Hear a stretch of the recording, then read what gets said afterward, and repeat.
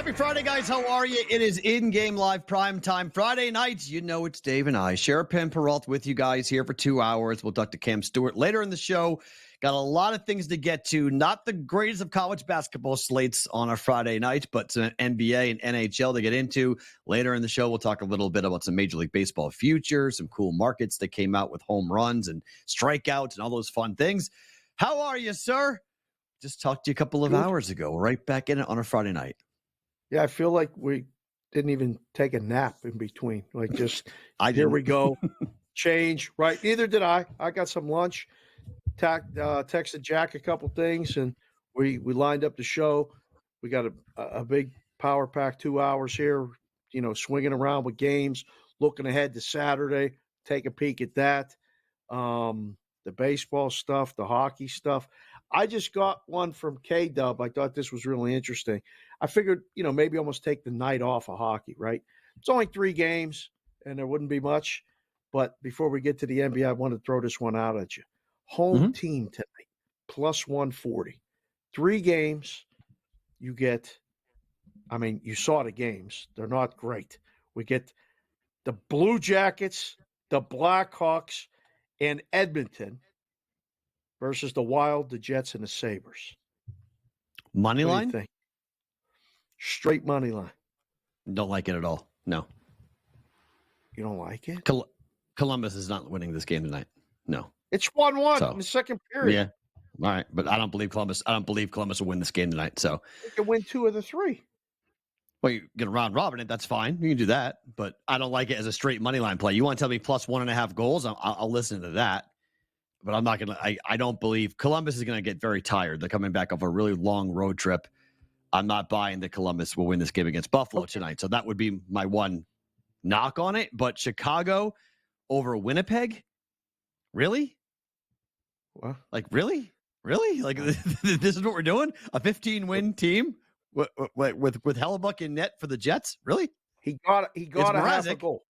He got a half a goal. It's the goals. Home team scores more goals than the away teams. He got a half a goal. A tie. I thought that was money line. Okay, so we're talking about what's the total? So overall, so you need a blowout for one of the home teams.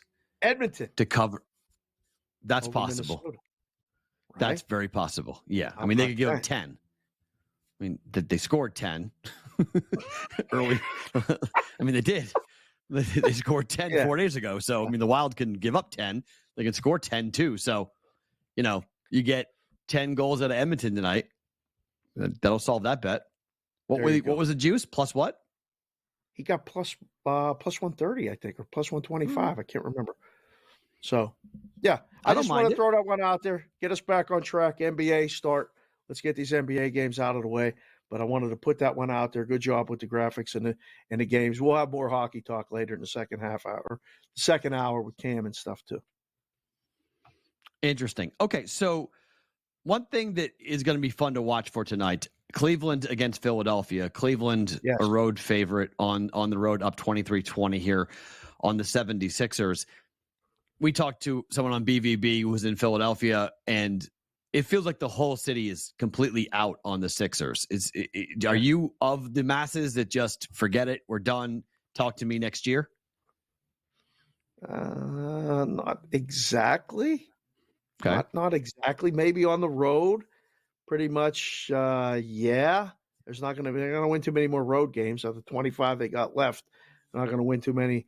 25 games. I don't know how many. 2 more road games maybe of all those. But I think at home they'll be competitive. Donovan Mitchell out for Cleveland again today. So I thought tonight they got to be live. I mean, not first week back after the break, laying points on the road doesn't seem like a recipe for success. So tonight, this will be one I think they could keep close. I'm cautiously optimistic about that. Yeah, the East standings are pretty wild because Boston's got a 7-game lead on the Cavs after they won, and Boston's 44-12. Cavaliers are 36-18 playing at the moment. And then the Bucks are 35-21, and they have a tough one tonight on the road against Minnesota, who has the best record in the West at 39-16. If the Bucks are the 4 seed or even the 3 seed, Can they win the East, even with Doc Rivers and what's going on? Could they potentially still win these? Like, how live is Milwaukee to you? Oh, I think Milwaukee's very live. I don't know how much 2-3 means to them. I don't think it means anything to them. I think the people betting them, it might mean a little more. I don't think it means that much to them. I don't know, because Doc Rivers has blown so many series in the postseason that the longer they can stay away from Boston, the better. So if they're the 2 seed, they won't see Boston until they get to the finals of the Eastern Conference. So to me, that seems like a pretty big feather, a pretty big thing to play for if you're Milwaukee, just to stay away from the Celtics team. So I think it matters, so. 2 versus 3. I think it matters. Yeah. I thought it mattered last year. I think it matters more than teams are willing to admit, but it matters to people betting. I can tell you that it matters more to them than it does the actual teams. You see the market movement. You see the teams that have home court. The bad guys love to bet them, especially in the first round. They'll lay that big price because it's really hard. I mean, we talk about it for college basketball, but it's really hard to win playoff basketball series when you don't have home court advantage. So, right, yeah, I don't know. I don't know if it reflects as much for the actual teams themselves, but in the betting market, I think it means more. All right, so we got some games getting ready to tip off here. Phoenix and Houston. Phoenix on the road favorite. Houston's been money at home this year. Phoenix back-to-back. Rockets pull off an upset. I can't believe this line. I feel like I'm missing something there. I just clicked refresh on my odds screen. It's down to 2.5 here. So this is one of those ones where they waited, and the game's getting ready to tip, and then boom, give me the pregame number, +4, gone, +3.5, gone. It's 2.5 in 3 places here in town. So Houston's aside early. There's no question about that. So here's the bet I will sweat with you guys throughout our next 2 hours. Well, Sabres money line. Yeah. +4 Rockets. And Quinnipiac laying 3 at home against Fairfield. Hold on. As Did a you plus, just say Quinnipiac? Quinnipiac. What the? That game's on ESPNU. That game tips off at 8 o'clock Eastern time. That game is tipping off right now. There is my 3-leg +552 parlay. I don't believe in parlays. I call it the don't bet parlays parlay, but I'm doing it anyway. Plus 5-1 return, basically. Quinnipiac laying 3. Sabres money line. They're tied at 1. Rockets +4 up against the Suns here. You can go money line if you want Rockets too. If you want to make it really spicy, you get some good plus money. Pacific, not 5. Relax. Let's go. Sorry, got an hour to go. Good. More to go.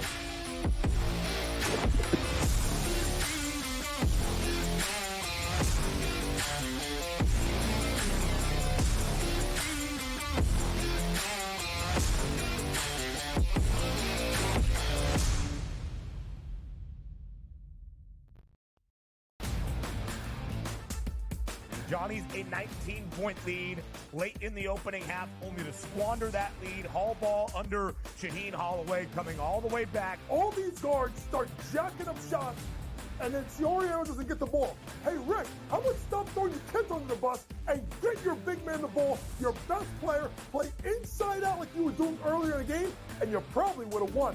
The early line, only on SportsGrid. This is going to fall 6, 7, or 8, right? This is going to fall 6, 7, or 8.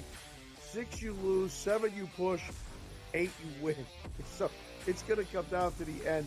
And he missed the 3, and they are not going to foul. They're not going to foul. He just drove and scored, though. Oh, they gave up a dunk with 14.1 to go. InGame Live, prime time, only on SportsGrid. Your gut says Miami is going to win, and you should take the over. Your gut also said your NFT selfies would only go up in value. They didn't. But your head is on SportsGrid and knows the QB is in concussion protocol. The backup has a 45 QBR against the zone coverage. The New York team has the most sacks in the league. So yeah, trust your head. It's smarter to be on SportsGrid. It felt during the year that there was a little bit of disconnect with Wilks and Kyle Shanahan. The total points allowed by Steve Wilks' defense the last 3 years before this, head coach for the Cardinals, they gave up the 26th most points. Defensive coordinator for the Browns, 20th most points. And then Carolina, they gave up the 19th most points. Perrault Coast to Coast, only on SportsGrid. Anyone that's been to a sporting event, the atmosphere before a game, I think Game Time Decisions has that same exact atmosphere. This is our arena.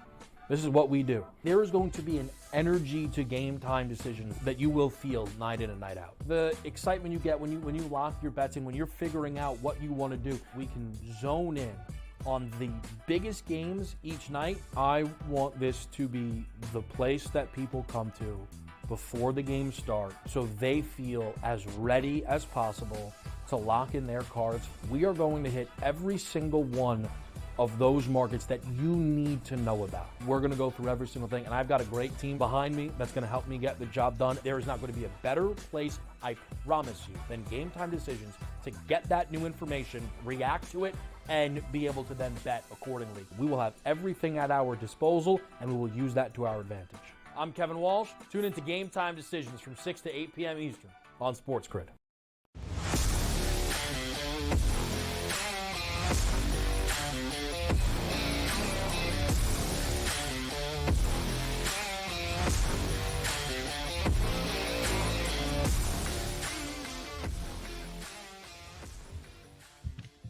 In-game live prime time. How are you? Dave Sharapan, Matt Perrault with you guys here on a Friday night.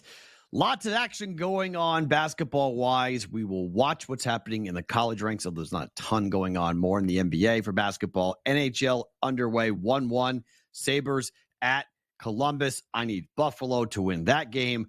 The late game, though, Dave, Edmonton against Minnesota. Number being 6.5. Are you surprised that thing hasn't gone to 7 yet? Are you surprised that we aren't there yet?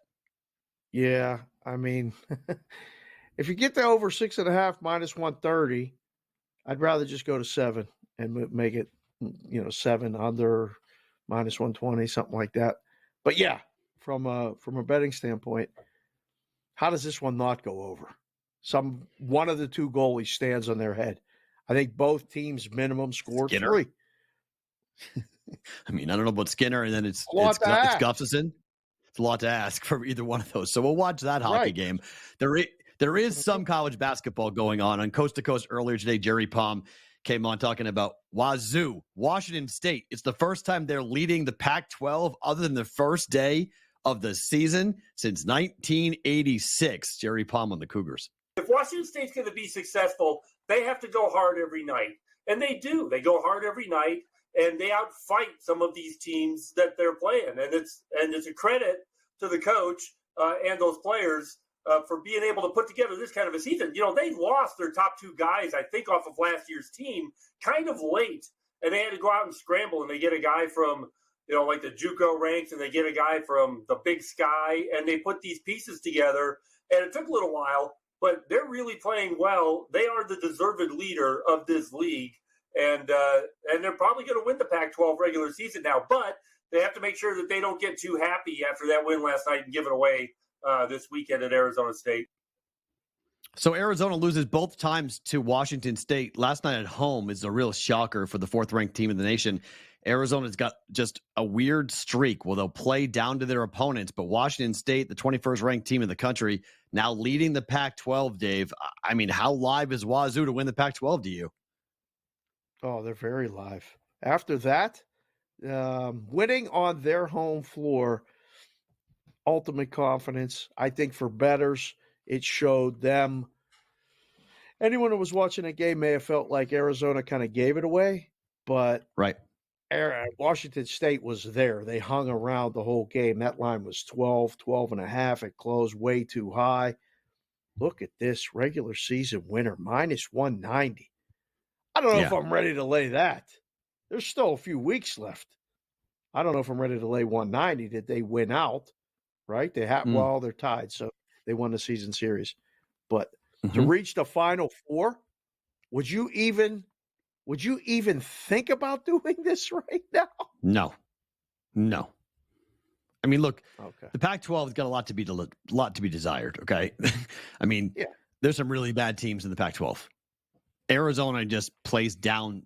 The reason why I like Arizona in March is because when you don't know who you're going to play, you got to prep for both teams. You play Thursday, Saturday. It's a short turnaround, quick turnaround against a super athletic team that plays a really exciting style of basketball. They're a hard team to play. In conference, you know what's coming. You've seen the plays. You know what the guys are going to try to do. You've got more familiarity with what each team's going to bring in conference. So I think in the non-conference, Arizona is a much more difficult opponent. In the conference, like when they come here to Vegas for the Pac-12 tournament, it feels like it's anyone's tournament. Could be Oregon, could be Washington State, could be Arizona. I think that tournament is wide open, even though Arizona will be a pretty heavy favorite going in. I think you just named the only 3 teams that could win that, though. I think it's one of those 3 teams.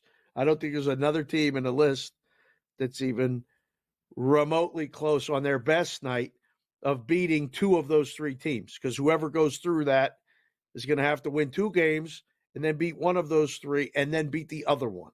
So I'm still a little melancholy that this is it for the Pac-12. I guess I'll get over it when we get to, next season in the Big Ten, when UCLA is playing Penn State or Oregon's playing Northwestern and all this other stuff. But right now, give me the Pac-12, give me the Pac-12 tournament, and give me Wazoo winning it in basketball in the last year of the Pac-12.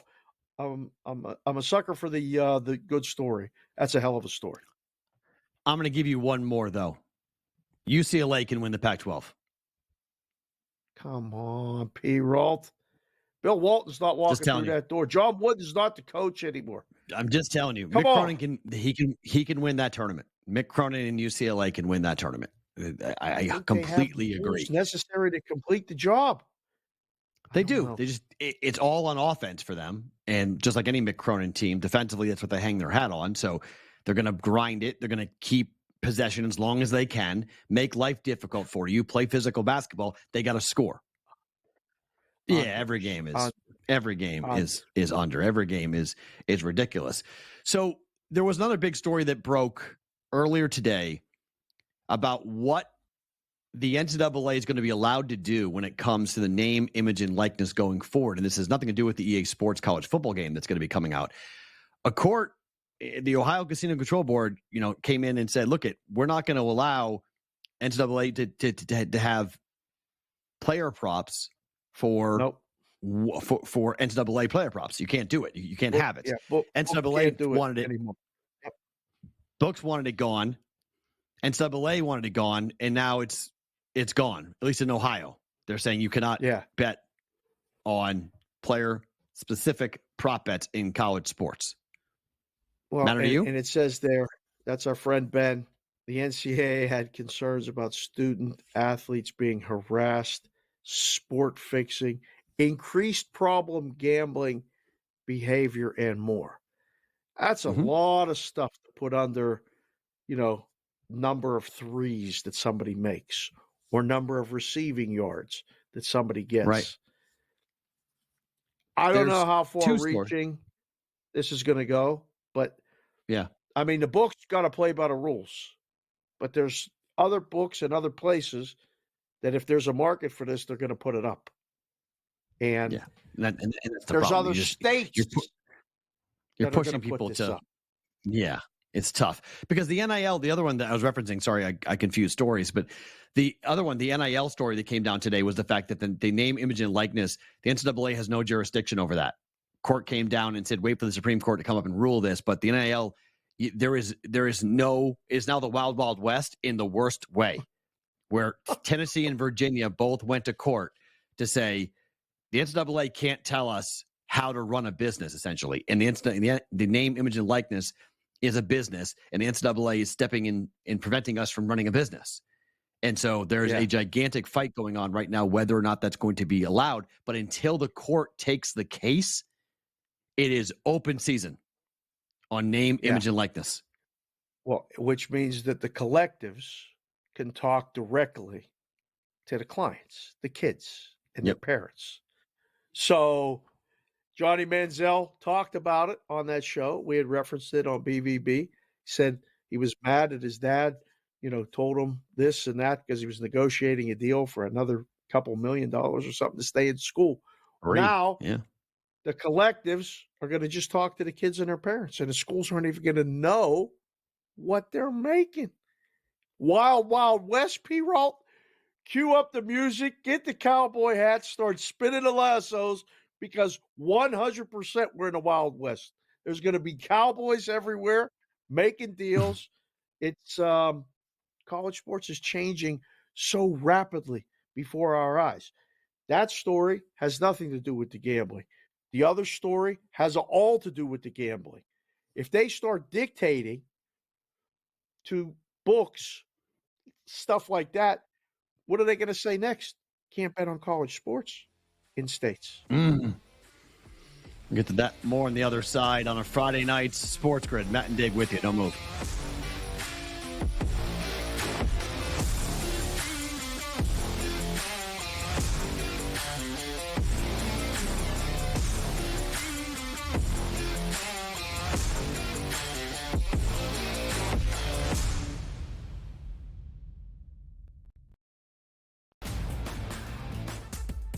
Johnny's a 19-point lead late in the opening half, only to squander that lead. Hall ball under Shaheen Holloway, coming all the way back. All these guards start jacking up shots, and then Siorio doesn't get the ball. Hey, Rick, how about stop throwing your kids under the bus and get your big man the ball, your best player, play inside out like you were doing earlier in the game, and you probably would have won. The Early Line, only on Sports Grid. This is going to fall 6, 7, or 8, right? This is going to fall 6, 7, or 8.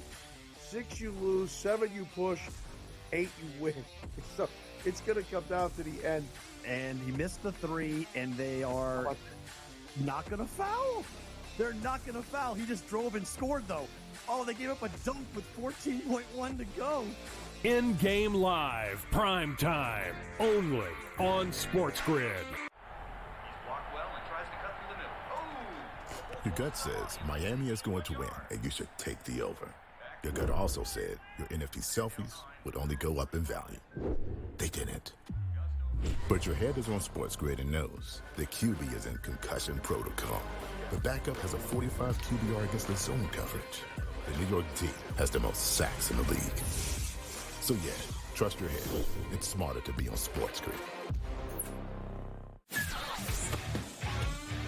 It felt during the year that there was a little bit of disconnect with Wilkes and Kyle Shanahan. The total points allowed by Steve Wilkes' defense the last 3 years before this, head coach for the Cardinals, they gave up the 26th most points. Defensive coordinator for the Browns, 20th most points. And then Carolina, they gave up the 19th most points.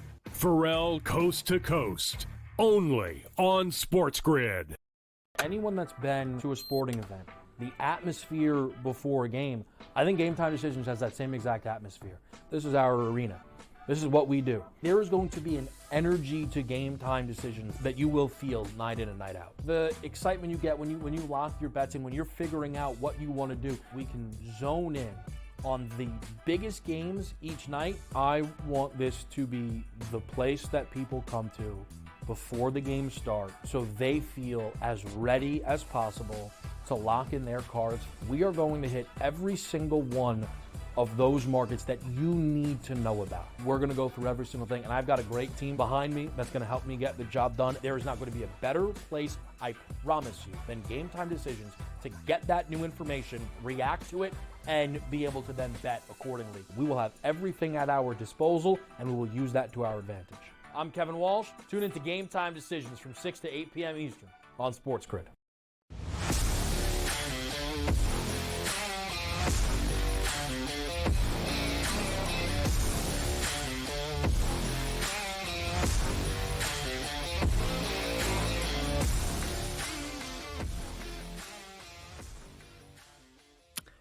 4 to play, 1-1, Buffalo and Columbus. Second period action in the NHL. Dave Sharapan, Matt Perrault with the in-game live here on SportsGrid on a Friday night. We got hockey going on, one game underway. Winnipeg and Chicago, Minnesota and Edmonton still to come with a little light 3-game slate for the NHL. Do you really like Chicago to win that game, Dave, against Winnipeg? You wouldn't back the Blackhawks tonight, right? Plus $1.5, I think, is not a bad bet. It's not like Winnipeg's. Are they going to score a lot of goals? We could lose this one 3-2. Be good. Got a shot to stay in it. I don't know. I think you're catching Winnipeg at a good time if you're the Blackhawks, but Blackhawks have lost 4 of 5 in all 4 of the losses on the puck line. This is the 4th time, to your point, though, this is the 4th time they've played. 3-1 Jets, 2-1 Blackhawks, 2-1 Jets. That's what I mean. We got a very good shot on the puck line. And we get that night for the goalie, take it to overtime, steal one. I don't think it's out of the realm of possibility. I really don't. I wouldn't just lay the money line with this. I don't even think I'd play this on regulation. It's going to be close. Wow. It's going to be close. Yeah. It's going to be a sweat. 15-8-3 Winnipeg straight up on the road. 15-8-3 versus 11-15-2 straight up for Chicago. 1-2 so far against Winnipeg. It is Hellebuck. It is Mrazek. So you got starting goaltenders in net for both teams. Connor Bedard will play. So he'll be on the ice. The Blackhawks just don't score. Like their offense is just, they don't have enough offense. So it's a big, that's where any over bet you would get, it's 5.5, but any over bet you get into, you need all Winnipeg to get there. And it's really unlikely, although 6-3, 6-3, 4-2, the last 3 games for the Jets. Not all 3 going Jets over. Games. Yeah. Right. Not typical Jets games at all. So all they've gone over 5.5. So, I don't know what's going on with Hellebuck. He's having a weird week because he doesn't normally give up a bunch of goals. He gave up 5 goals against Calgary and 2 goals against Vancouver. So 2 games, 7 goals. Happens. Everybody goes through a little bit of a lull sometimes in the long marathon NHL season. So, and they disjointed it too, right? Like he started, then he didn't, then he started. So just tread cautiously with that one. I don't think that's a blowout. The other game, though, again, how do we not get the number of goals we need in the other game? That's got to be a play. It's still 6.5. I don't know. I mean, it's weird. I mean, the Wild on the road are 12-13-2 straight up. Edmonton 17-6-2 straight up at home. This is the 3rd game, 7-4, 4-3, the 2 previous matchups for the Wild and the Oilers. Now, I don't want to oversimplify things, but it's the 3rd time they played. They go over more than they go under. 7-4 and 4-3. I know you're not really good at the math, but you can still add. Both of those games are over 6.5, right? Yep. And the Wild are 7-2-1 to the over on the road over their last 10 games. Okay. So that's I take our chances with that over. Right. That number should be 7. You can shop at a book that it's 6.5. You don't have to lay egregious juice. I think you can use that one.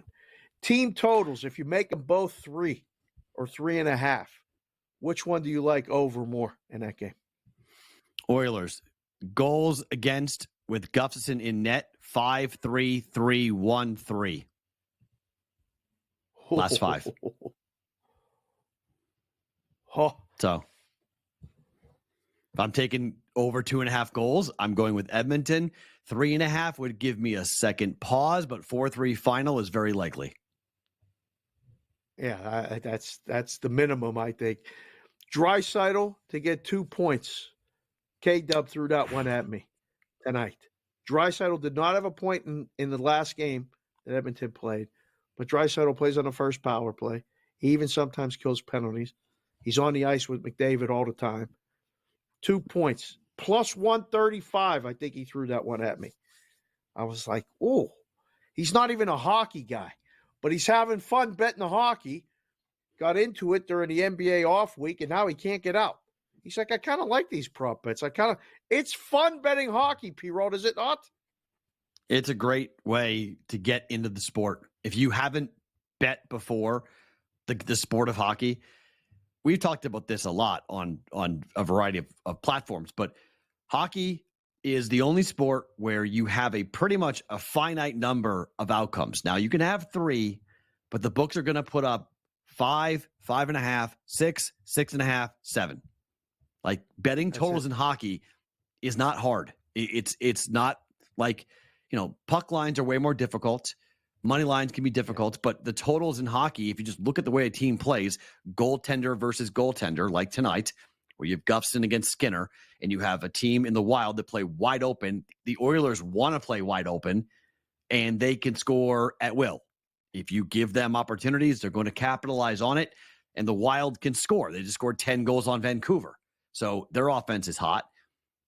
I don't understand. I mean, look, sports are funky. Weird things happen all the time. Nothing is guaranteed when it comes to betting, but give me the over in this game every time. Like I just bet the over in this game. I agree with you. That's that. And I mean, philosophically, you talk about it like hockey totals are limited, but the sports where the goals are limited, I think you can kind of get into a little bit more and learn the different options. Hockey is soccer on ice. Okay. I've heard that comparison. Soccer's even less goals, but hockey, you can kind of, players start to hold true to patterns. Their ice time for the most part. Everything now. The numbers are all right there. So you can find props. Wetzel likes to go to the shots on goal prop. K-Dub's doing the points prop. To score goal markets are different every time. And those markets, I know because I used to put those up for all the Vegas Golden Knights games. Those didn't vary on the home team, the Golden Knights, but those varied a lot on the visiting team. You see when teams come in, if they played the night before, who hasn't scored a goal in 4 or 5 games, their number's a little bit off. So there's all kind of different ways to get into it. We got a lot of people watching the show, just trying to educate and entertain at the same time, plus give you new opportunities. There's ways to find new bets that you didn't even know existed. Well, and also the in-game opportunities are really fun too, because if you bet over 6.5, right?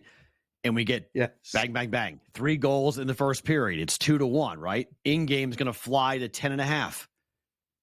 If you think it's going to slow down, you can build a middle for yourself that's 6.5 and 10.5. A 4-goal middle. You just sit there and wait to see what's going to happen. See if you can hit them both. And oftentimes a really fast scoring first period will lead to a lower scoring second period. And you can bet under 2.5 goals in the second period.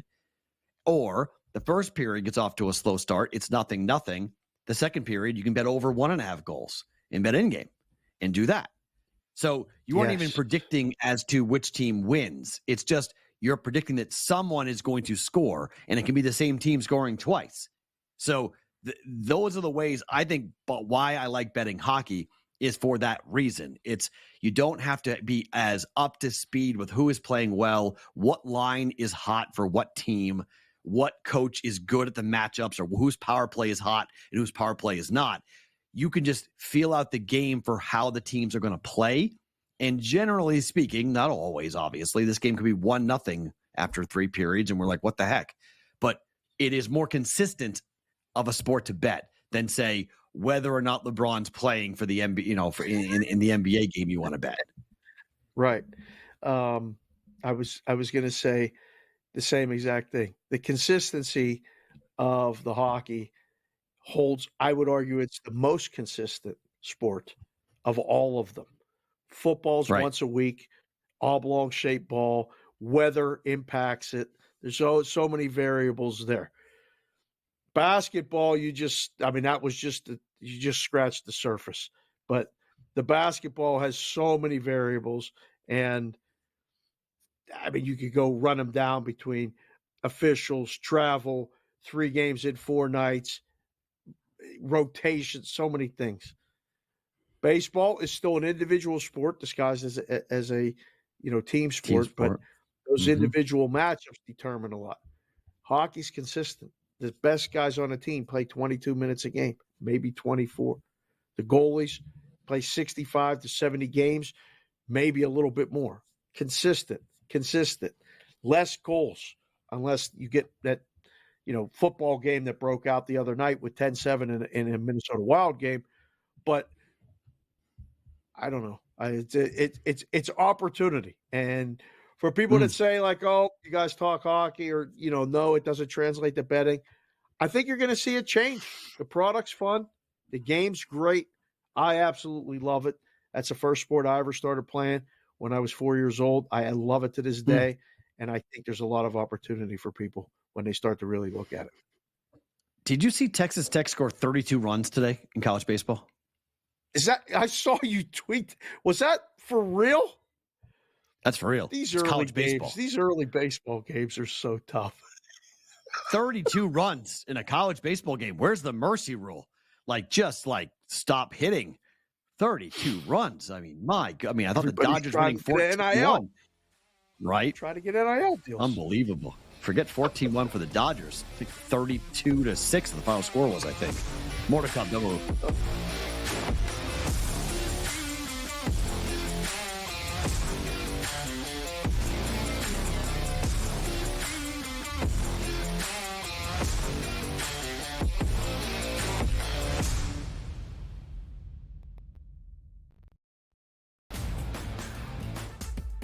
Johnny's a 19-point lead late in the opening half, only to squander that lead. Hall ball under Shaheen Holloway coming all the way back. All these guards start jacking up shots, and then Fiorio doesn't get the ball. Hey, Rick, how about stop throwing your kids under the bus and get your big man the ball, your best player, play inside out like you were doing earlier in the game, and you probably would have won.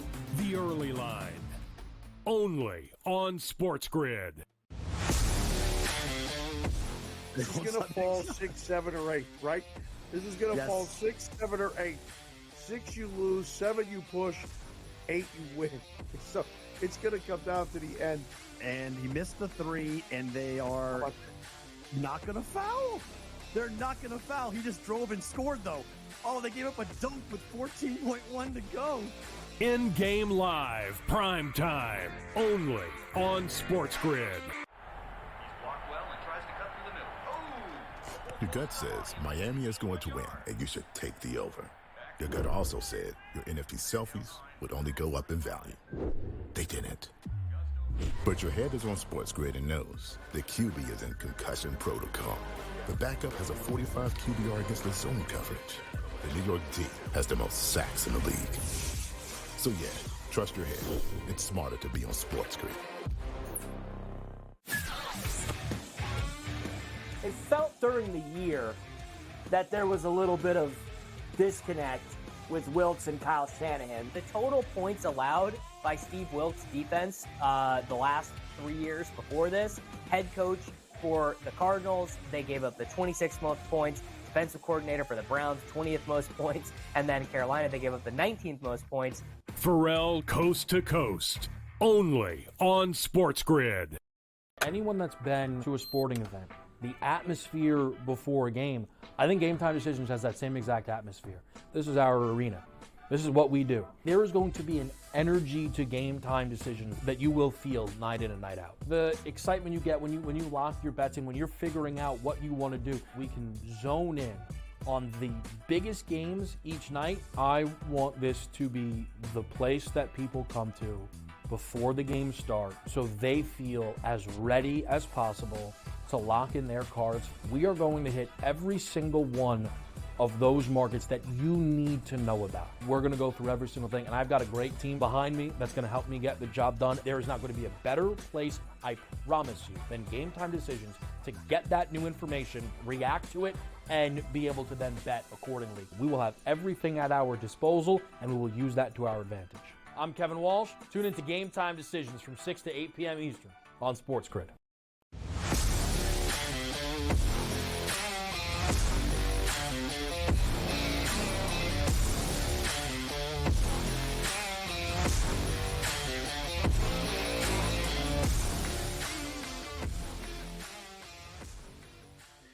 Friday night, how are you? Thanks for hanging out with Dave Sharapan and myself, Matt Perrault, here on SportsGrid, looking at the college games, looking at the NBA games, hockey as well. I need the Sabres to win this. It's 1-1 still in the second period there, so Dave's right. I'm going to sweat that game. Going to need the Sabres. I took money line, though. I didn't take him in regulation, so I could even go to overtime, so I'm not totally dead on there. Quinnipiac gets going in the top of the hour, laid 3 there, and then we'll get to the Rockets game here in just 1 second. But big game or big day of college basketball, Dave, coming up tomorrow. Let's get into a couple of them. There's people who are saying that the home opener or the home atmosphere, for Baylor tomorrow hosting Houston is going to be the best ever. Like, kids are camped out right now. They are waiting for this monster matchup between Houston and Baylor. Because remember, this is Houston's first trip to Baylor as a Big 12 team. They haven't done this before. So this is a huge interstate and inside the conference rivalry here between these two. Gotta like Houston here, though, no? I'm leaning Baylor. Like the home team. I do. Okay. Yeah, I'm not ready to go. Again, I might have a blind spot with Houston.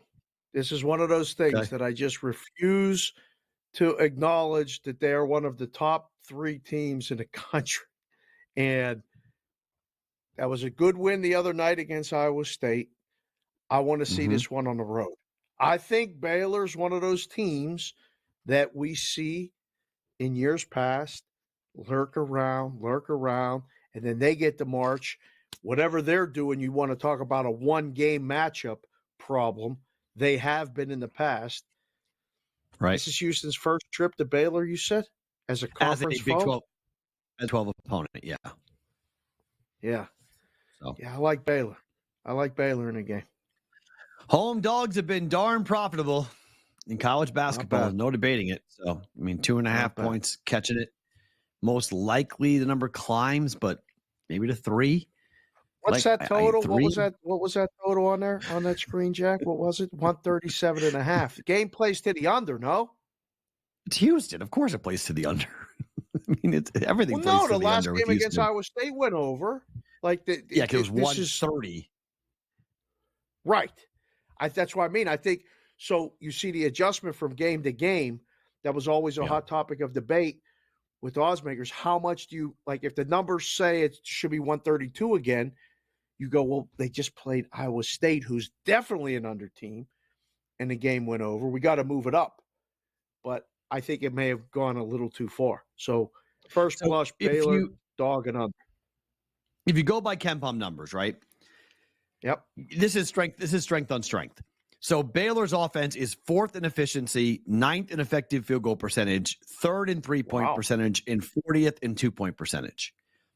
Houston's defense is 1st in efficiency, 2nd in effective field goal percentage, 14th in 3-point percentage, and 2nd in 2-point percentage defense. Damn, son. The game will matter on that end. The defensive end, that's where the game gets decided. If Baylor can score, Baylor wins. If Houston can play their brand of defense and prevent drives and open threes, I like Houston. Defense just travels. It's listen, if you got to decide between one or the other, when you go on the road, I'd rather play good defense than be a high-scoring offense. No question. Every time. Sign me up for that. Though, when you say, how is Houston? The number 1, according to KenPom, top team in the country, 16th in offensive efficiency. But here's the problem. They are 234th in effective field goal percentage. They are 153rd in 3-point percentage. They are 264th in 2-point percentage. And they're 310th in free throw percentage. They don't hit their free throws. Wow. They don't hit threes. And they don't hit twos. Better get to the free throw line in that situation. Wow. You really hit with some strong numbers there. That's not good. That none of those numbers were good. Jeez. But they just throw the ball at the backboard and go get it. Because the number that they care about the most is rebounds. Right. Rebound. They're the best rebounding team in country. They are They average 38.7 offensive rebound percentage. That's 5th best in the country. Oh, the ball at the rim and go get it. Yeah. Well, I don't know. That's again, first blush. Give me Baylor. We'll see if that travels. That. Yeah. This might be Houston's last loss of the season. The way the schedule lines up, it's a tough game. This will say a lot. Kevin asked me this. I'll ask you. Mm-hmm. Do the numbers? If Houston goes there and wins convincingly, 6 or more, covers really never in doubt or pulls away at the end, do they become the odds-on favorite to win the whole thing? No. You just can't make them better than UConn, right? Oh, I can, 100%. I don't think UConn's that great. I think UConn's good, but overrated. You're biased. You don't like Connecticut. No, and I hate UConn. So, I mean, I'm biased, but I don't think I'm wrong. I actually think these numbers should all be somewhere in the 750 range. All of them, everyone. Like Tar Heels down. All of them, like every team. This is going to be one of the most fun college basketball tournaments we have seen in a long time. There is just so much parity in this tournament. Right. It is. Yeah. What side of the bed are you waking up on is going to dictate who wins and who advances. What do you feel like on that given day? Because the ability to just like roll a ball out there and win on talent, I don't think that happens very much in this tournament. You better be ready to go. You better be good, and you better be on. And if you're not, you're going home. And that makes for a very fun tournament. Purdue can lose in the first round like they did last year, or Purdue could cut the Nets down in Arizona. They could cut the whole thing down. They could win the whole thing. It's that type of season. Right. The other teams, though, like Houston, they're not losing in the first round no matter who they play. Just too good defensively. Houston could lose the first game. Sure. If they match up against a team that can play with them on the glass, if they went up against a mid-major that just is really big and tall, not that athletic, yeah, absolutely Houston could lose early.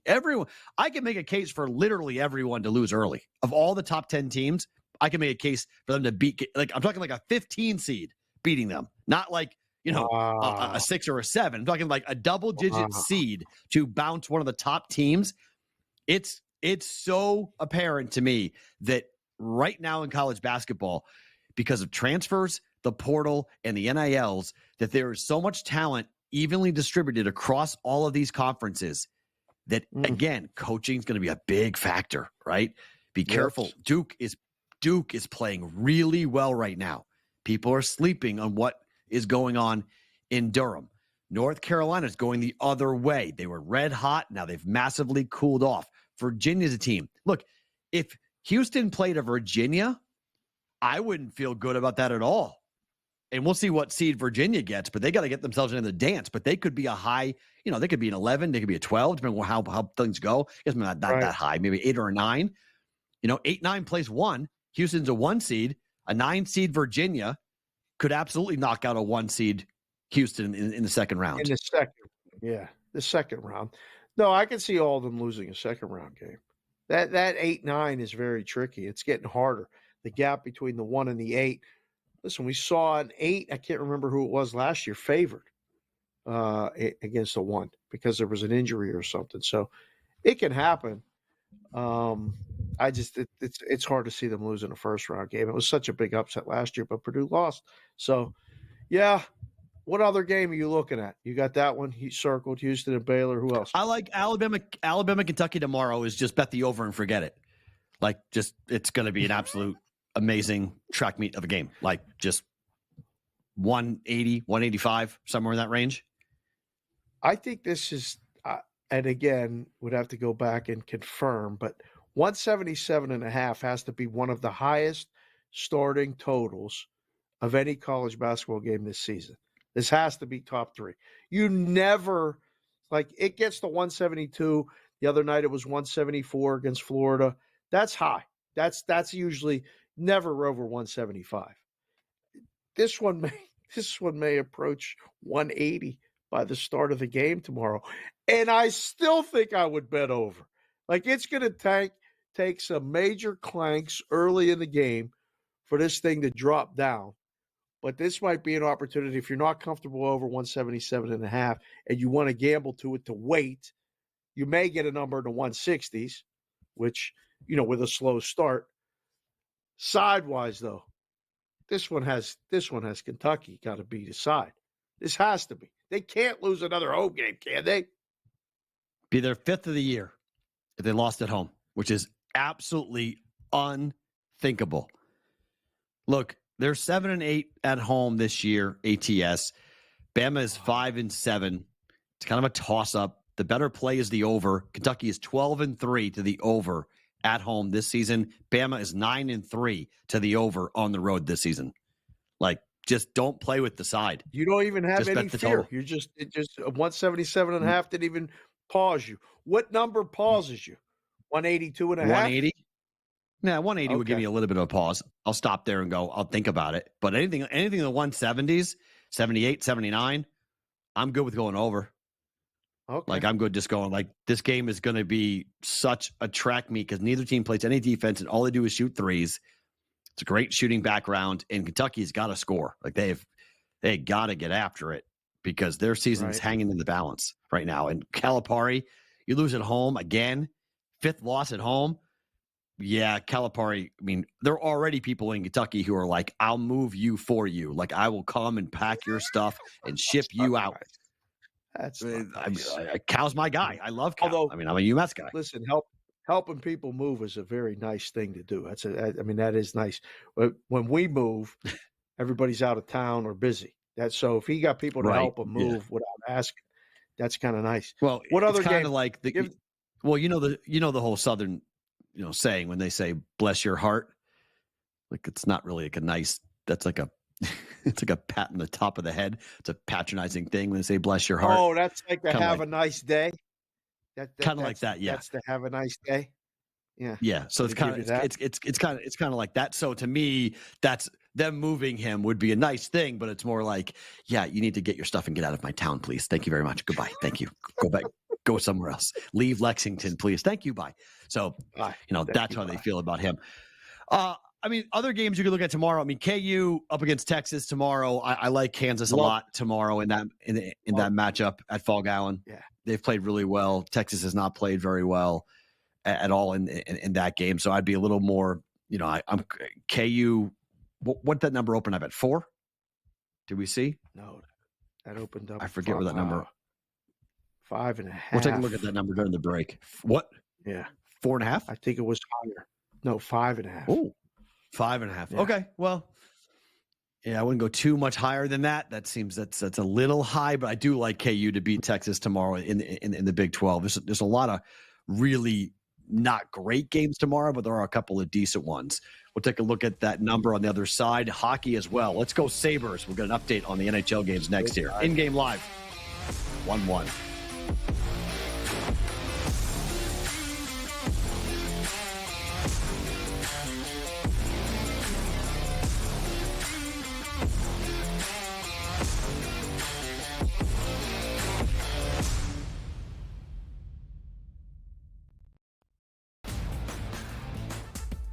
Johnny's a 19-point lead late in the opening half, only to squander that lead. Hall ball under Shaheen Holloway coming all the way back. All these guards start jacking up shots, and then Fiorio doesn't get the ball. Hey, Rick, how about stop throwing your kids under the bus and get your big man the ball, your best player, play inside out like you were doing earlier in the game, and you probably would have won.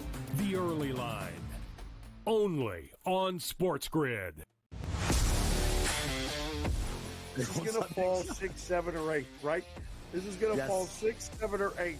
6 you lose, 7 you push, 8 you win. So it's going to come down to the end. And he missed the 3, and they are not going to foul. They're not going to foul. He just drove and scored, though. Oh, they gave up a dunk with 14.1 to go. InGame Live, prime time, only on SportsGrid.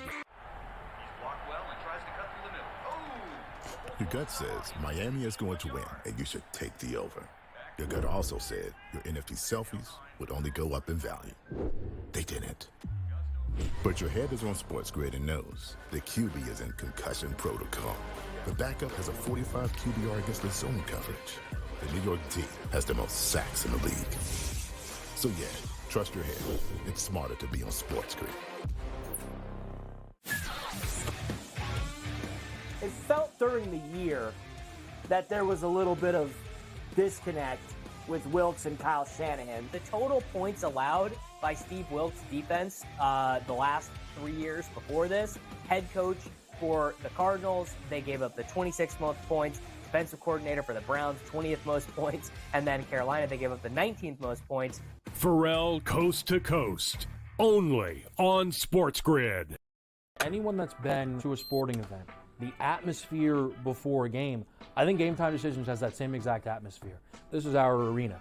This is what we do. There is going to be an energy to Game Time Decisions that you will feel night in and night out. The excitement you get when you lock your bets in, when you're figuring out what you want to do, we can zone in on the biggest games each night. I want this to be the place that people come to before the games start so they feel as ready as possible to lock in their cards. We are going to hit every single one of those markets that you need to know about. We're gonna go through every single thing, and I've got a great team behind me that's gonna help me get the job done. There is not gonna be a better place, I promise you, than Game Time Decisions to get that new information, react to it, and be able to then bet accordingly. We will have everything at our disposal, and we will use that to our advantage.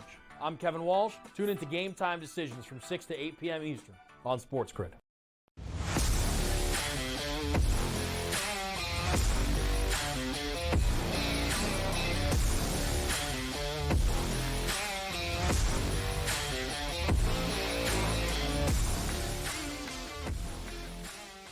In-game live, Dave, a DM just came to me and said, where's the blue blazer? North Carolina plays at Virginia tomorrow. Got to go and pull the blue blazer out. Well, the blue blazer has lost a couple of times that have worn it. So I'm concerned about that game against Virginia. To be quite honest, I think UVA might win that game. UVA is not going to win that game. Slow down. It's 1.5. Number's 1.5. Okay, maybe Virginia could win that game. I mean, they're a home dog at 1.5. I don't know. They were so bad that last game against Virginia Tech. I mean, they scored like 41 points in the game. Right. I don't know. I just, yeah. What's the total in that bad boy? That's going to be an total. under. That total is 129.5. It's not low enough. 129.5. Open at 132.5, by the way. Already 3-point movement. Yeah, that's the first play and only play until we get to about 126, I think. Yeah, that's 126. That's going to be an ugly one, Perrault. Yeah, save the blazer and stuff for next week, right? Next week's the big game with North Carolina and Duke. Who's the big game? That's March 9th. More than that. That's 2 weeks away. I thought that was the first week. 2 weeks away. away. Okay. All right. So you got 2 weeks away, March 9th. Last game of the regular season. They're going to lose that game at Duke. They are. Duke's playing so darn well. They're going to lose that game. That's they're not going to Cameron Indoor and winning. 43-33. Phoenix. Right. Phoenix is up by 10 on Houston. I don't like that. 5 to play in the second quarter. 54-53. Cleveland up by 1 on the Philadelphia 76ers. 47-46. Memphis leading the Clippers. Wow. In that one, 66-65. Atlanta over Toronto. Currently, we'll take a look at some NHL scores, including the Buffalo and Columbus. 1-1. Sabres just scored. There we go in the third. You beat me on a flash score. How about that? More to come. Don't move. It's a buy and a high. Hour 2 next.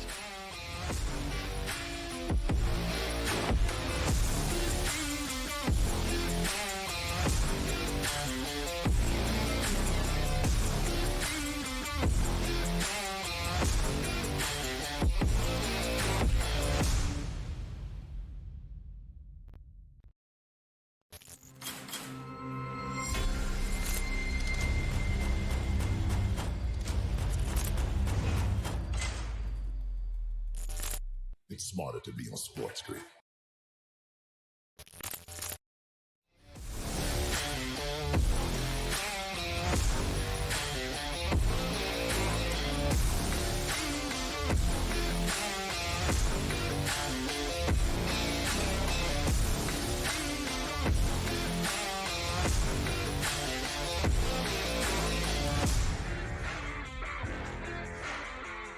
In-game live primetime, hour number 2 on a Friday night. Dave Sharapan, Matt Perrault with you. Cam Stewart will come on by in about 40 minutes for his picks and plays and thoughts on the weekend. It is a Friday night. That means we look at the college basketball slate for tomorrow. Games going on right now. The slate on Friday night was not very good, but 2-1 Buffalo, Dave. I got my parlay, which might be in trouble with the basketball side of it, but Sabres money line, Rockets +4. They're losing by 10 right now in the second quarter. Yep. And then Quinnipiac tipping off here, -3. Which game's going to burn me? Can basketball bounce back? Yeah. Yeah, don't sweat. We don't have to start sweating the basketball until the third quarter with the 3 minutes to go.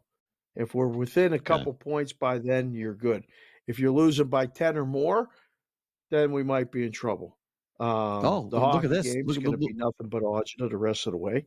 But I think that getting the next goal. Houston just took the lead, 49-48. Just drilled a 3. 9-0 run for Houston. There we go. No Bam. That's perfect. Come right back. And then, we're going to have the brigade and all the people watching us in the chat and stuff root home Quinnipiac.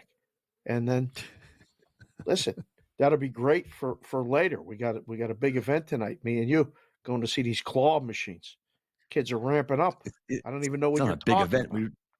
We just let them go. No, it's called a gachon.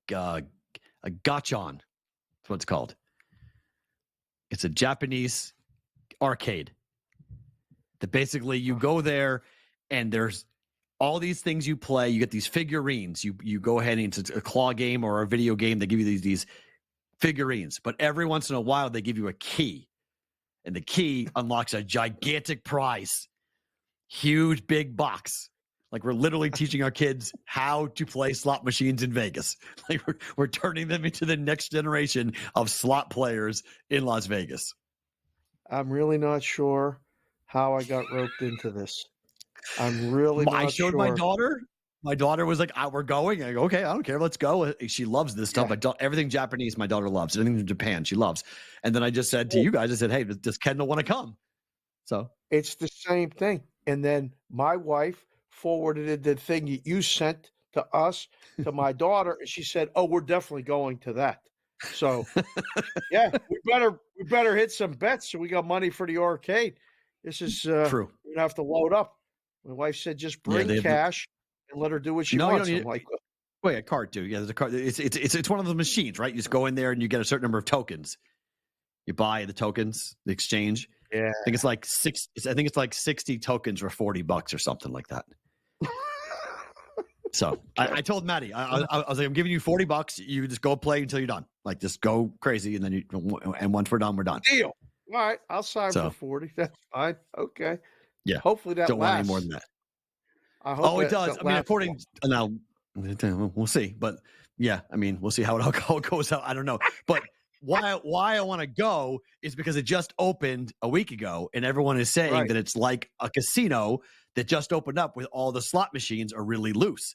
Well, these machines, these claw machines are really easy, I guess, to win. Okay. And kids are winning and winning and winning. So to go back to school and tell all their friends, hey, I won at this place. So it's a good time to go if we want to walk out of there with a decent prize or two.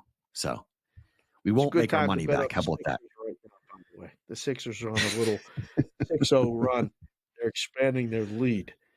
65. They're expanding their lead. Just under the 8-minute mark. The Sixers, against Cleveland. There is one college basketball game I want to get your take on. Nevada's on the road at San Jose State tonight. Nevada's laying 10.5 points. Total is 143.5. Nevada's a bubble team. They are right on the cusp.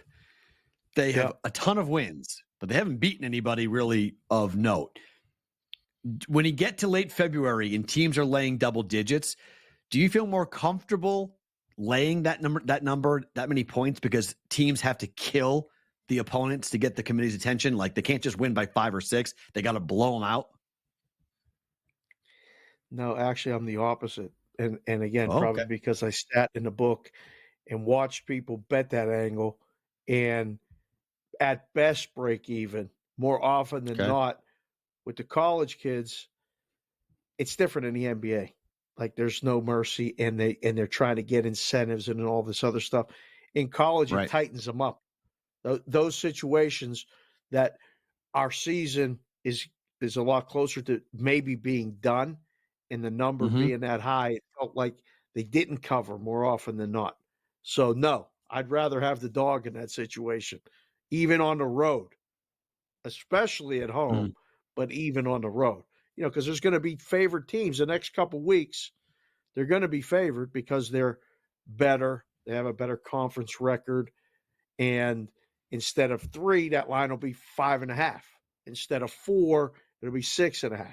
There'll be a couple points added on because of the have to win thing. And it feels like it's a fail more than a pass. Okay. So they're basically just baking it into the line that the public will bet that way. KenPom has it as a 10-point win. KenPom has it as a 10-point win. It's 10.5. Okay. So the little hook, a little extra price that you're going to pay from the books, because they're probably thinking what I just said, that Nevada needs to win this game desperately. San Jose State is 240th in KenPom, but they play Colorado State on the road coming up on Tuesday, then Fresno at home, Boise State, and then UNLV at home to end the year. KenPom has them going 3-2 the rest of the way. That would put them at 24-8 on the year if that were to happen. I would think at that point they would have to win 2 games in the Mountain West to get there. Right? They'd have to win 2. Yeah. They haven't beaten anybody. I mean, there's just nobody that really you jump out and go, oh my gosh, what a win. Like their non-conference schedule is really weak. But they play in a conference. Like, if they get in, there could be 6 teams from the Mountain West Conference getting into the dance. Which nobody saw coming. I don't care if there's experts, non-experts, all that stuff. And nobody saw 6 teams from the Mountain West getting in before the season.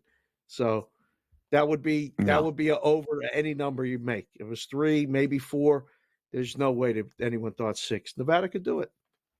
Yeah, I still think 4. I still think that people are way off. I think we're going to see some bid stealing happening, and the Mountain West Conference would be the conference that gets rated. If they have 5 that they feel like are locks, they may lose because some crazy team gets hot in some conference and steals a bid, and then the Mountain West Conference will get chopped and they'll lose. So I still find it hard to believe they're going to have as many or more than the ACC in the dance. That just doesn't sit right with me for the Mountain West Conference. So that's a good bet. We should make that number. That's a good bet. Who will have more? Right now, I like it. I'd bet the Mountain West. More on that and a look at the NHL on the other side. Let's go Buffalo up 2-1 late. David Matt with you here on Friday night.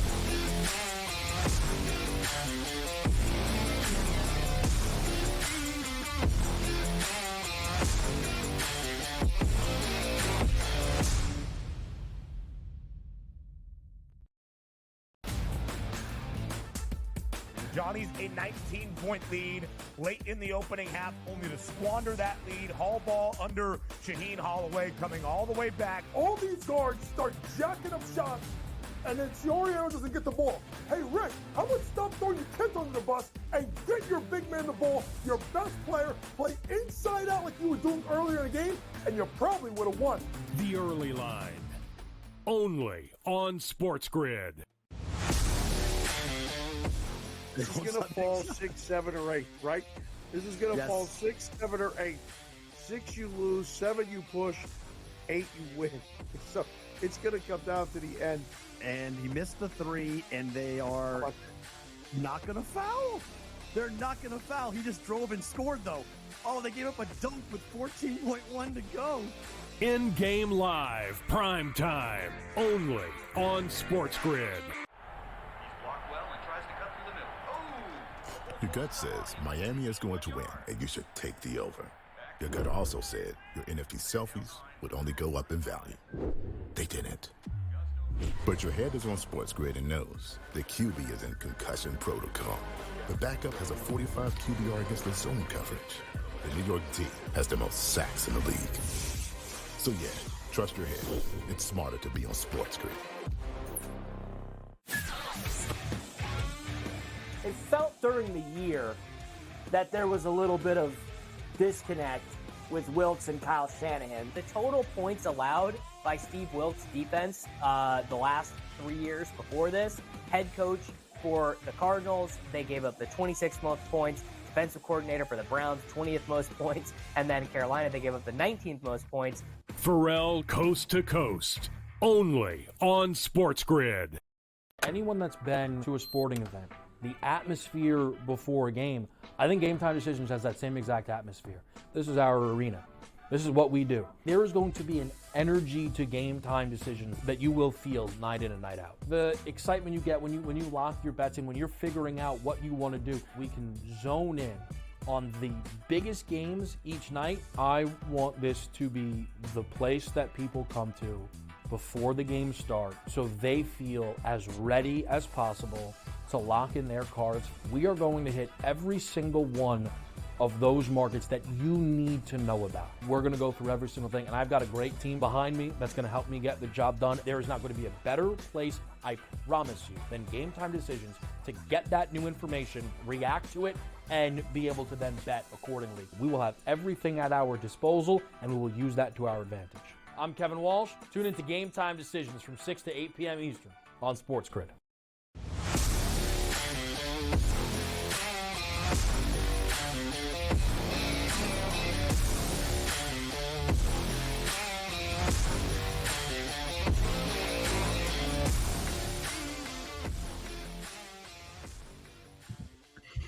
Friday night, in-game live primetime. Dave Sharapan and Matt Perrault with you guys here on SportsGrid every Friday night. We're with you guys. Cam Stewart's going to join us here in about 30 minutes for his picks and plays. NBA, the Sixers are up 68-59, Dave, in the third quarter.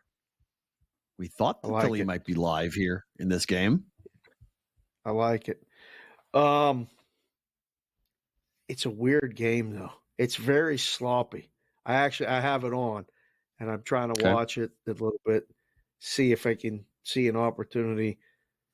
I don't know yet. It's very choppy. This is going to be one of those ones that I'm just waiting for Philly to have that lull that they seem to have more in the first halves and second halves. But you just know they're not going to run away and hide. They're not going to win easy. It's going to go back and forth. So, I mean, grabbing Cleveland plus anything over 7 is probably going to be good. Just in game. Just keep an eye on it. We'll look for betting opportunities there. Did you get another goal in Buffalo, or is it still 2-1? Just take a peek. Oh, still 2-1. I didn't see. I think it's still 2-1 with eight minutes to play. And that one. 4 games are at halftime. Yep. OKC is up 80-57 on Washington, crushing them. Oh. Houston is now up 5 on Phoenix.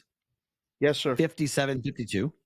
Memphis up 59-53 in the Clippers, and we're tied. Miami and New Orleans are tied at the break at the moment. Anyone you would back? Would you back? Phoenix is what's the second half price on Phoenix? They got to be getting close to plus money, getting plus points now. In game, they're plus 2.5. They're the dog now. In game. So would you take it? No. I liked Houston before the game. I'm not jumping in now. I got to get more points. Yeah, but I mean, they can win by. The one that's interesting is the Clippers. The one that's interesting is the Clippers, right? At some point, you love to back the favorite when they're down, and they're down. I mean, it's minus 2.5 in game right now. I just don't know what kind of all-star break that the Clippers had. I didn't hear no stories yet, but they came back, and their first game back was against the Pelicans. And they got waxed. So now they go to Memphis. Still might be, I mean, not in like Kyle Lowry shape. What was his deal? What did you say earlier? He's not in condition? What was that? A guy didn't play in the NBA? Yeah. For what? He's sitting out for, I forget the Lack term of that they conditioning, use, but shape. essentially they just say he's fat. Like Kyle Lowry's fat. That's what that came down as. Man. Well, look at this tonight on the court graphic. I mean, that guy, people talk about him being fat all the time. Zion. I think I back the Pelicans right now in this spot. Talk about a game at halftime. And something there, and you're very high on Miami. I am not. Yes, but I am. I only got to lay 1.5 with the Pelicans in game. Close 2, so it's essentially the same number, a little bit less. I had a 2-point game wins instead of pushes. I like Pels in that spot. Yeah, he was ruled out. The reason why he's ruled out for the game tonight is because of conditioning. Essentially, he's not in shape. I'm going to use that one on the wife one of these times. Ruled out conditioning. Can't do it. I mean, see if that works. It's like, what are we doing? Like, really? Like, you're an NBA player. Like, it's bad enough LeBron sat because of his ankle, but he's supposed to play tonight. Maybe LeBron is supposed to play tonight. Yeah, amazingly, the ankle's fine. Amazingly enough, right? You play in the All-Star game, can't play last night, but now, I'm good. Let's go. At home against San Antonio, double-digit favorite, isolated game, 7:40 Pacific, 10:40 Eastern. This will be interesting. The Laker games, at least out west here in Vegas, always drew more handle than others. Yep. 10. This one is going to have a bunch of stuff rolling to it. Right. Are you good with laying 10 with the Lakers against anybody? Give me Wemby. Wemby all day. Give me Wemby. 7'4". Give me Wembayama. Give me Wemby to hit 2 threes. Wow. Over 1.5 threes. Wembayama. Yeah. Give me the big boy to jack up threes tonight. Because he can't really, AD can protect the rim. So I think he'll be more on the outside. He's more inclined just to jack shots. How many do you think he'll take? I mean, because to make 1.5, I hope he takes at least 5. Right? 5? No, I think he'll take probably 3 or 4. Oh, I feel much better about the bet if I knew Wemby was going to shoot 5. Wemby's going to shoot 5 threes. He's currently shooting 36% from behind the arc. Let's see. 3-point attempts for Wembayama. So going back, starting on his last game on the 22nd on Thursday, so last night, 6, 6, 4, 6, 4, 5, 4 attempts. All right. That's good. That's volume. I like that. Volume works in a book. Volume works for the Wemby prop. Wow. So he has gone over. Yeah. Go ahead. The only game he didn't go over 1.5 threes was last night. Of what I just 2 for 4, 3 for 5, 2 for 4, 3 for 6, 2 for 4, 2 for 6, 1 for 6. I love it. What was the text about? I know. No. So I just looked in the chat. JC from KC just hit me with this. The kid in Arkansas pitching for baseball right now has 15 Ks through 5 innings. Wow. That's pretty good. There's 3 outs per inning. That's 5 innings. K them all. That's 15 outs. This is not Little League Baseball. How is that even possible? He's every guy out. What's he throwing? 101? What's he throwing? What's the gun? I don't know. That's incredible. And who are they playing, by the way, on top of that? We saw Texas Tech score 32 runs or 36 runs today, whatever the heck it was. Right. The beginning of the season, the matchups are not exactly even. Might be playing a D3 lineup. He's throwing 100 miles an hour. The kids may have never seen 100 in their life. Like, what's that? Like, the kid just throw the ball? What was that? That was a baseball? Like, right. Huh? Like, I mean, my gosh, ever go to the batting cage? Foul one off. I bet Jack could still get in there and foul one off. Jack, go into a batting cage? Yeah, like go in like Coney Island or go somewhere like on the Cape Cod or something, go to one of those batting cages and go into 90. See what 90 looks like coming out of the hand of a machine. I can't even see 90. I can hear 90 by. I can't even see yeah. 90. And you're going to hit that? Yeah. No, thank you. You're not going to hit that. Like, that is not good. That is not happening by any means. Like, no. So I need to know the opponent is before I'm wowed by the idea. This could be like the equivalent of a senior in high school pitching up against a 7th grader. So how's this for I don't you? know. How's this for you? Oregon State. All right. One of the best offenses rated going into the season. A Pac-12 school. It's pretty impressive. I was there when I was there when Oregon State won the College World Series a couple times. What? Really? Oh, yeah, it was in Omaha. Yeah, when the Beavers won it all. Yeah. Okay. Great. So what? What about Oregon State? That's who they're playing. That's who this kid has strikeouts against.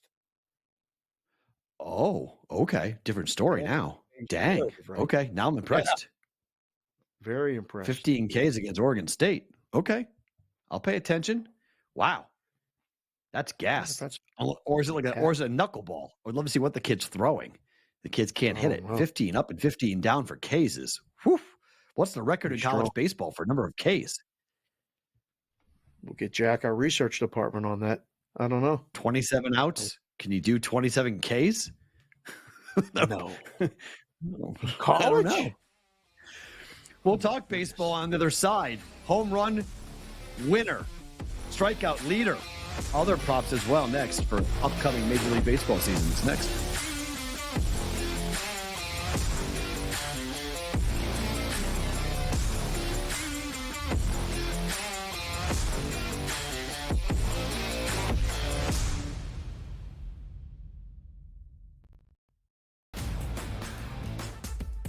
Johnny's a 19-point lead late in the opening half, only to squander that lead. Hall ball under Shaheen Holloway coming all the way back. All these guards start jacking up shots, and then Chiorio doesn't get the ball. Hey, Rick, how about stop throwing your kids under the bus and get your big man the ball, your best player, play inside out like you were doing earlier in the game, and you probably would have won. The early line, only on SportsGrid. This is going to fall 6, 7, or 8, right? This is going to fall 6, 7, or 8. 6 you lose, 7 you push, 8 you win. So it's going to come down to the end. And he missed the 3, and they are not going to foul. They're not going to foul. He just drove and scored, though. Oh, they gave up a dunk with 14.1 to go. InGame Live, prime time, only on SportsGrid. Your gut says Miami is going to win, and you should take the over. Your gut also said your NFT selfies would only go up in value. They didn't. But your head is on SportsGrid and knows the QB is in concussion protocol. The backup has a 45 QBR against the zone coverage. The New York D has the most sacks in the league. So yeah, trust your head. It's smarter to be on SportsGrid. It felt during the year that there was a little bit of disconnect with Wilks and Kyle Shanahan. The total points allowed by Steve Wilks' defense the last 3 years before this, head coach for the Cardinals, they gave up the 26th most points, defensive coordinator for the Browns, 20th most points, and then Carolina, they gave up the 19th most points. Perrault Coast to Coast, only on SportsGrid. Anyone that's been to a sporting event, the atmosphere before a game, I think Game Time Decisions has that same exact atmosphere. This is our arena. This is what we do. There is going to be an energy to Game Time Decisions that you will feel night in and night out. The excitement you get when you lock your bets in, when you're figuring out what you want to do, we can zone in on the biggest games each night. I want this to be the place that people come to before the games start so they feel as ready as possible to lock in their cards. We are going to hit every single one of those markets that you need to know about. We're going to go through every single thing, and I've got a great team behind me that's going to help me get the job done. There is not going to be a better place, I promise you, than Game Time Decisions to get that new information, react to it, and be able to then bet accordingly. We will have everything at our disposal, and we will use that to our advantage. I'm Kevin Walsh. Tune into Game Time Decisions from 6 to 8 p.m. Eastern on SportsGrid.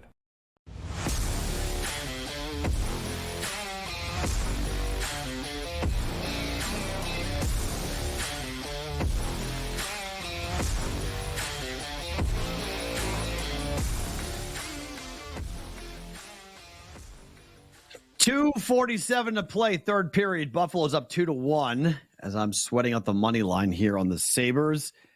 Let's see if they can hold on to this 2-1 win at Columbus to get a W. I'm guessing an open net may be coming here at some point in the next minute or two. It's in-game live primetime here on SportsGrid. Matt Perrault and Dave Sharapan with you. We'll talk to Cam Stewart coming up here in about 15 minutes or so to get his thoughts on the upcoming weekend. We'll watch the 2-1 matchup for sure. I'm watching, obviously, the other leg, the two legs of the parlay. One is being the Rockets at +4. They're up 5 here on the Phoenix Suns. And then we'll get the Quinnipiac as to what. Let's check in with Quinnipiac. What are they doing at the moment here for them? Them at home.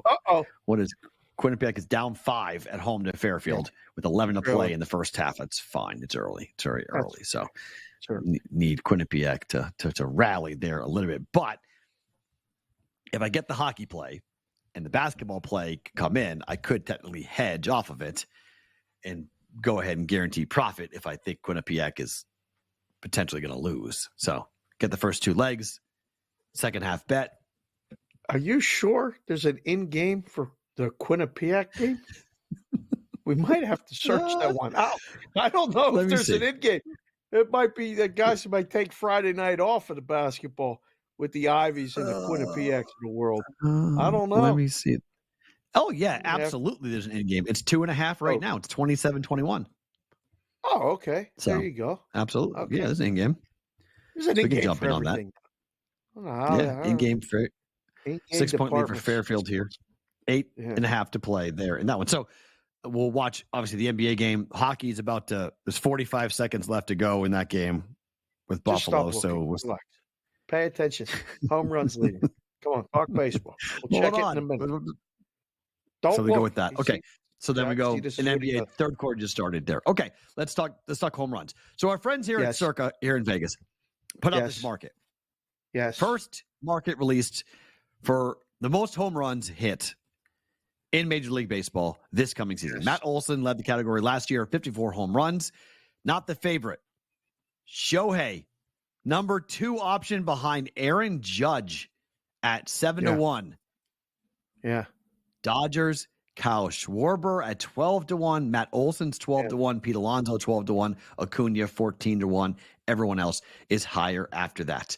Are you buying the Aaron Judge resurgence this season?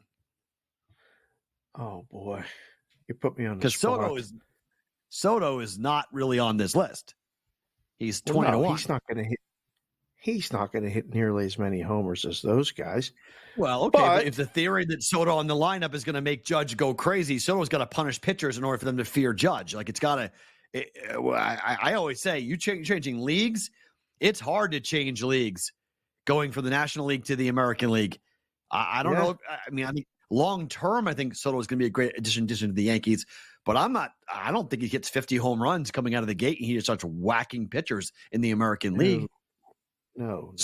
He has to do that to give Judge protection to make them pitch to Judge. Otherwise, just pitch around Judge. The short porch and right is going to help Soto a lot. It may add a few homers to his home run total that you didn't see before. But I feel like this is a loaded question because we know that Jack is a Yankee fan. I mean, this kid really believes that the Yankees are America's team. Yeah, but Jack's got the graphic, and you were asking me this stuff, and Jack got to make us look good every day. So am I going to come on here and besmirch Aaron Judge?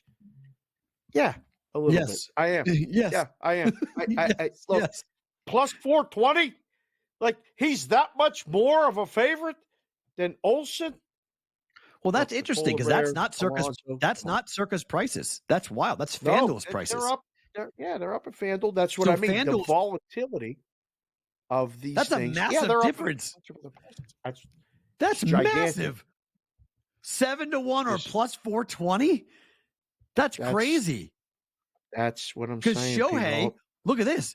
Look at Ohtani is 9-1 at FanDuel. He's 750 at Circa. Yeah.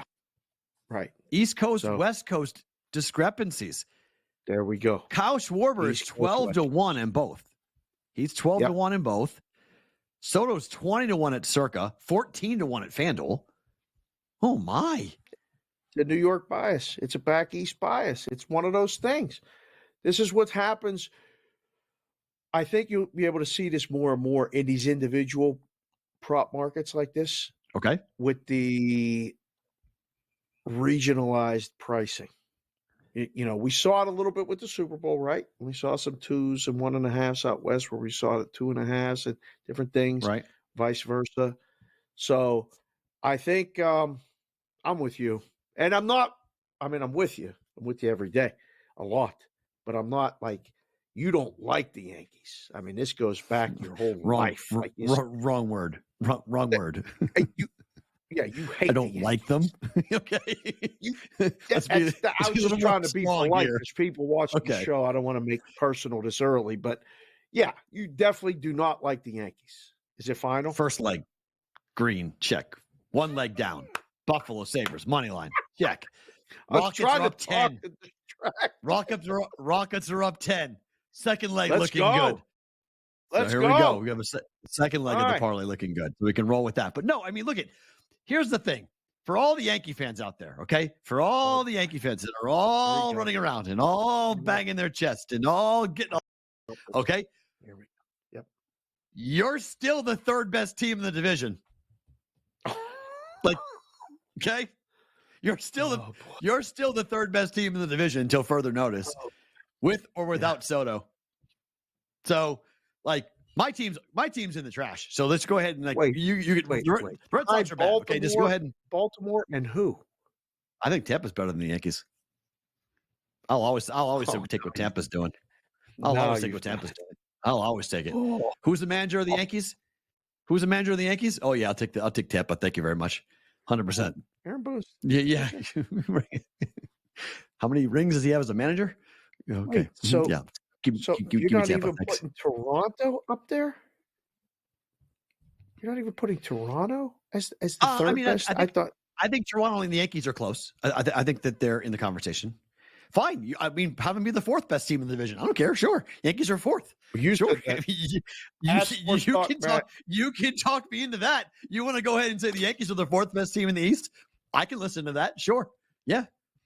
100%. It's Yankees be a hell of a summer here on the show. They always do this.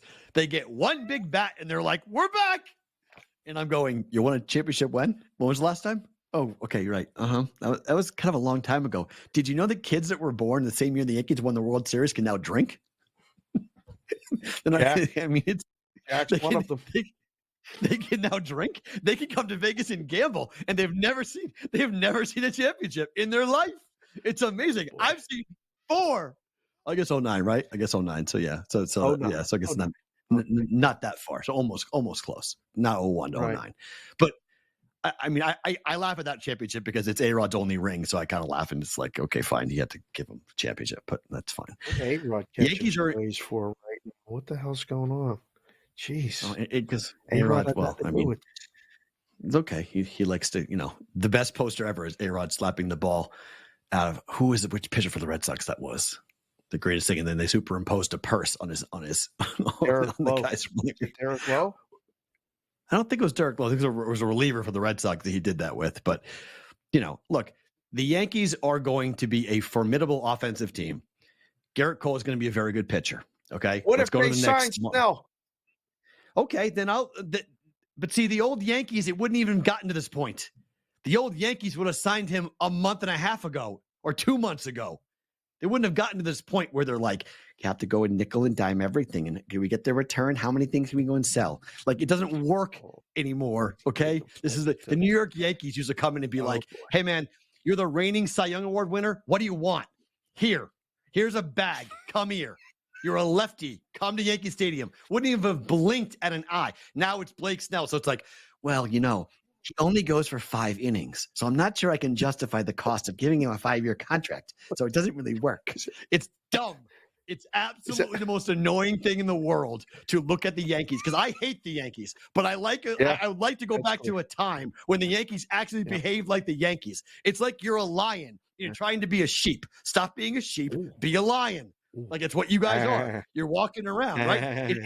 It's like a horse being drawn as a zebra. Like it's a horse. It's not a zebra. Like, what are we doing? Like, why are we? Yeah. It doesn't make any sense to watch the Yankees. And the Red Sox are doing it just as bad, by the way. John Henry's doing the same thing to the Red Sox. Like, this is true. You have the money. You have the money. Don't tell me you don't have the money. But I like my coffers to be full. Then sell the team, because baseball's not supposed to be making you that much money. Yeah. Sell the team. Steinbrenner's, John Henry, get out. Get out. You guys don't belong anymore. Go and do what you're supposed to do, which is spend money, go win championships, or go at least the Texas Rangers are the defending champs, guys. The Texas What's wrong Rangers. with them? Like, that's nothing's okay. wrong with it. What's but wrong with the Rangers?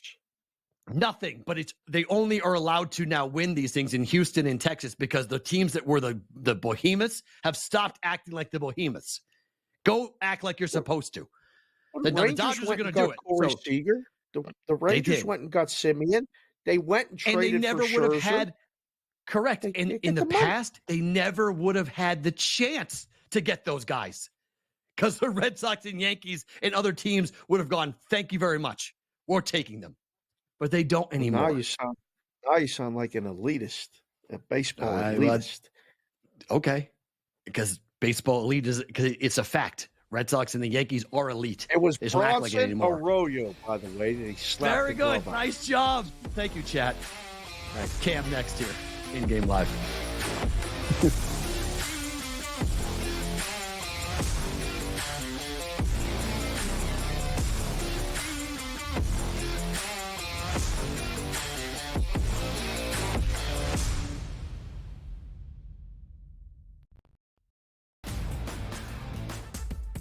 Johnny's a 19-point lead late in the opening half, only to squander that lead. Hall ball under Shaheen Holloway coming all the way back. All these guards start jacking up shots, and then Chiorio doesn't get the ball. Hey, Rick, how about stop throwing your kids under the bus and get your big man the ball, your best player, play inside out like you were doing earlier in the game, and you probably would have won.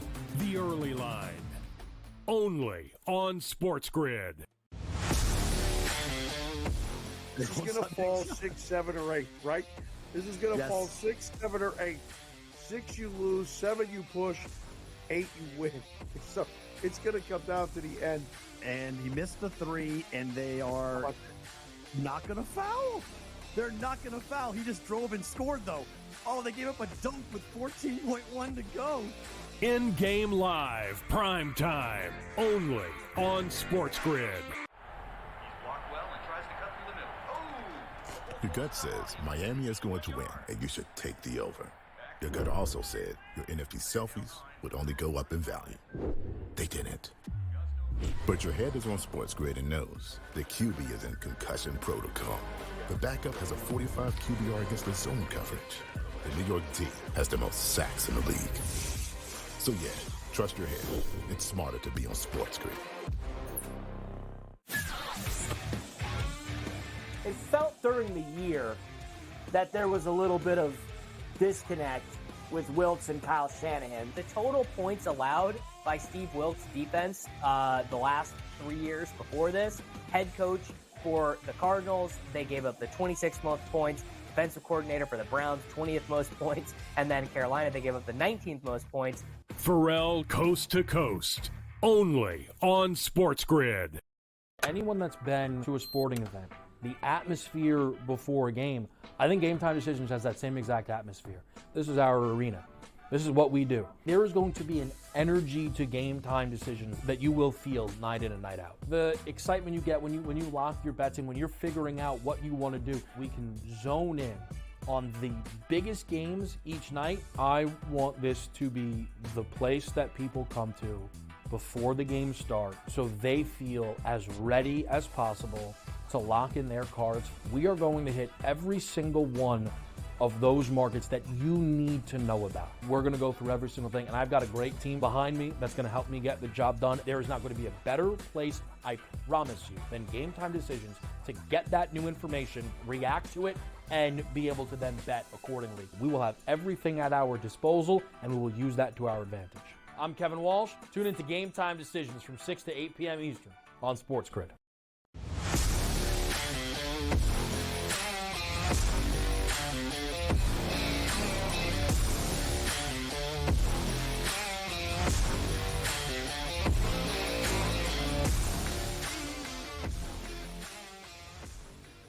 Hagen Smith, who is that? Pitcher for Arkansas.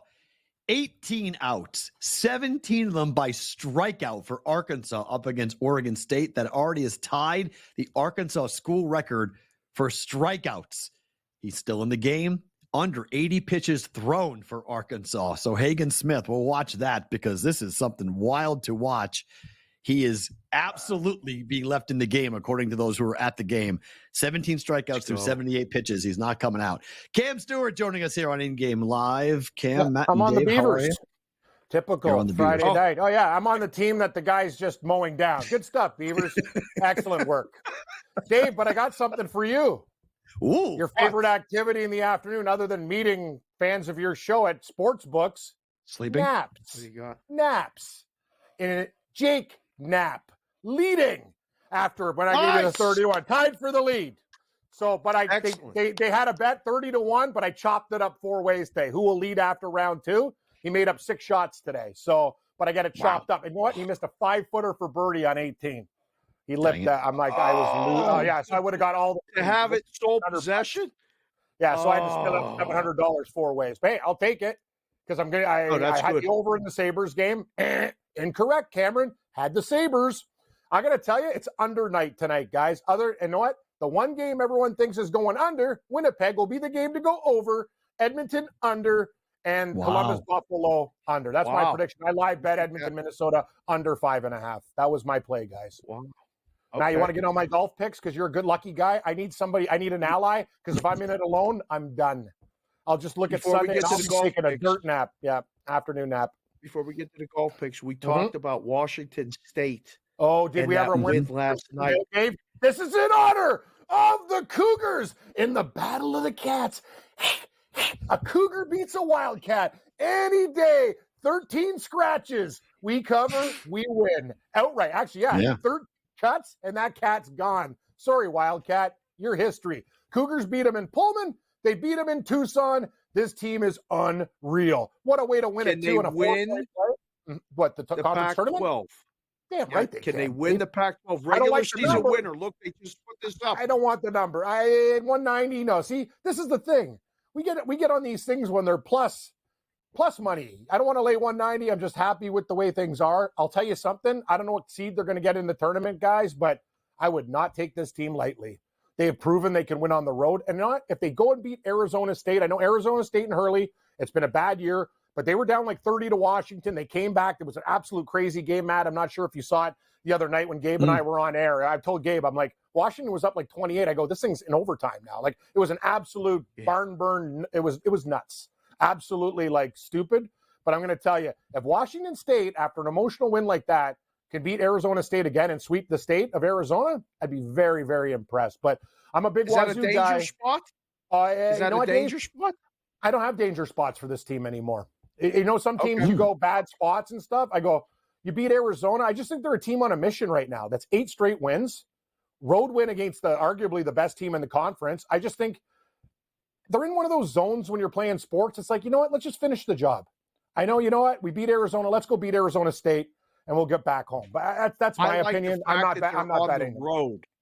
Yes. I like the fact that they're on the road for the next one. Like they don't have to come home and listen to all the positive and have that letdown spot. So I like that.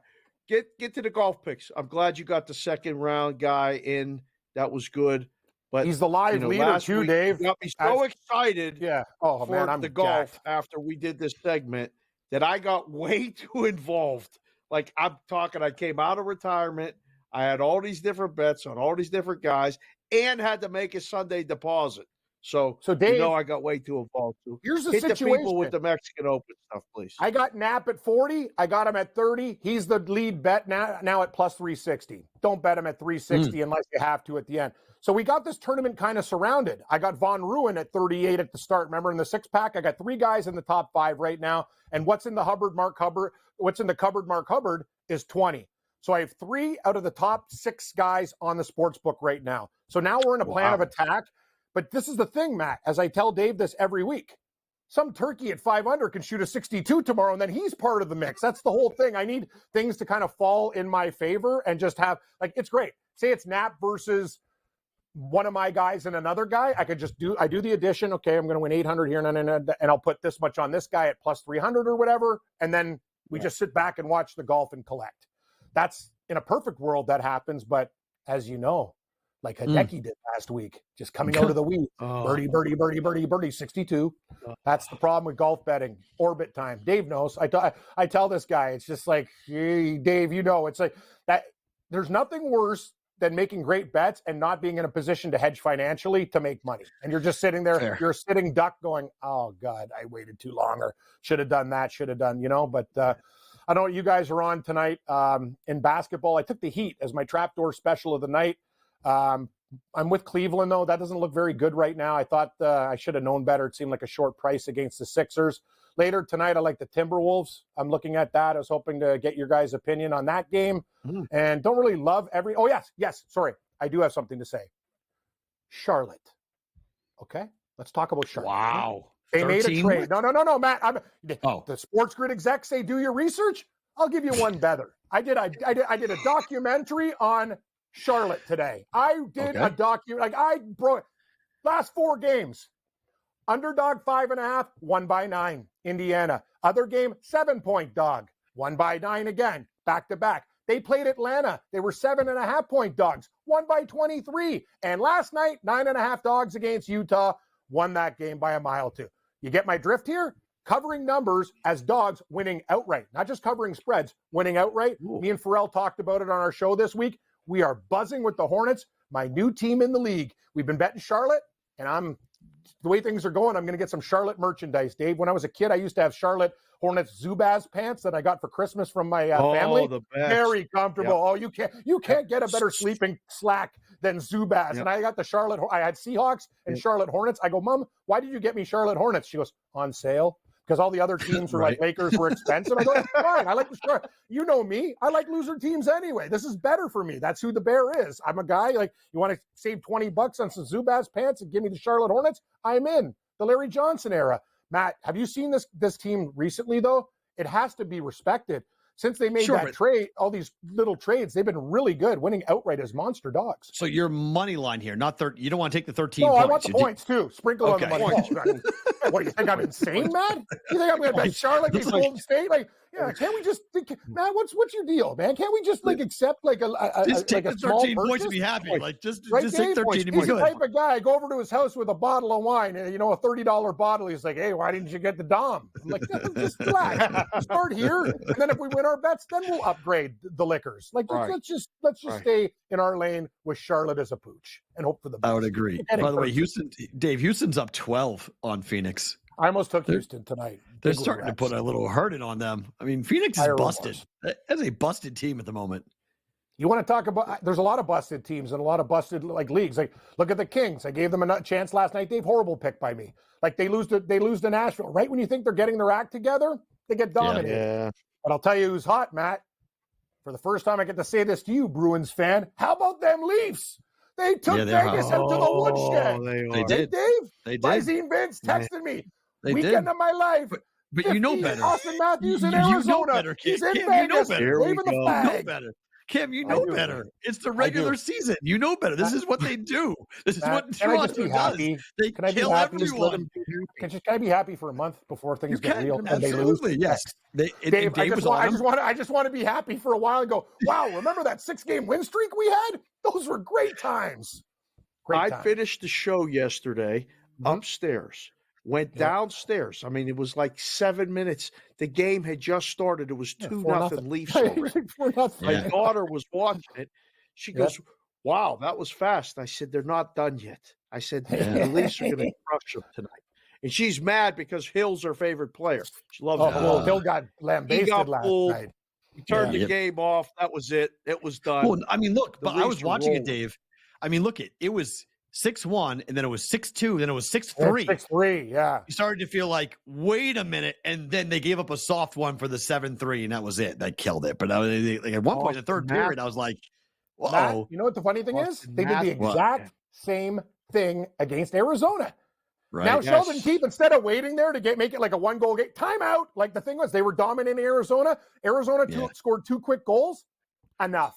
And that's the thing. You might get away with this stuff now. You can't do that in the playoffs. As you said, you just can't. Like, you have a nice 4-goal lead on a team and it's cut to 2 in like 48 seconds. That is unacceptable hockey. They have to find a way not to have mental lapses. But, Dave, nobody's on them this year. I'm not going to say they're going to go anywhere. But you know what? I like the fact that they're under the radar and have disappointed for so long. There's no expectations now. So anything positive, is good. That's the way I look at it. I'm not going to lie. I checked the prices on them in the exactas last night. I checked the prices on them to win the Stanley Cup. It's hot. I did. I'm not going to, I can't lie. I peaked. I did 15 to 1. 15 to 1 to win the Stanley Cup right now. It's a good price, Dave. It's a great price. But no. Literally, the books are literally tempting you. Frank Font, by the way, you're doing a great job. Excellent job on the show tonight. Nice and quick. Don't even have to ask. Edmonton Oilers, they're the Leafs of the West. Past Avalanche. Wow. I look at them. Florida, dangerous team. Carolina, lurking. I'm looking at a team like Dallas at plus 950. Interesting. And Jack, I'm not going to kiss your ass, Frank Font, but I'll tell you, the way the Rangers are playing at 11 to 1, that looks like a scary hockey team, and I want futures with them. I wish we could have got them earlier at a better number, but here's the deal. They dummy the Devils. The Rangers have everything you're looking for in a team. Toughness, goal scoring, goaltending. Shesterkin played a little bit better against the Devils. Hell, the Devils were on a power play the whole damn game, and he stood on his head. So you know what? Canucks are slipping a little bit here, but and I got to tell you, the Winnipeg Jets, I know everyone will just think I'm nuts, but they can win those 2-1 games and stuff. Like I would not fall asleep on this team because playoff hockey, there's no ice, there's no space. Watch out for Winnipeg. So in my opinion, the best numbers are around the 11 to 13 mark with Rangers and Jets if you're looking for a little value. And look, the Rangers have Quick too. I mean, don't sleep. Igor's Igor, but you have a goaltender who's been there and won a cup, won multiple Quick's playing cups. well. Yeah, Quick's playing awesome.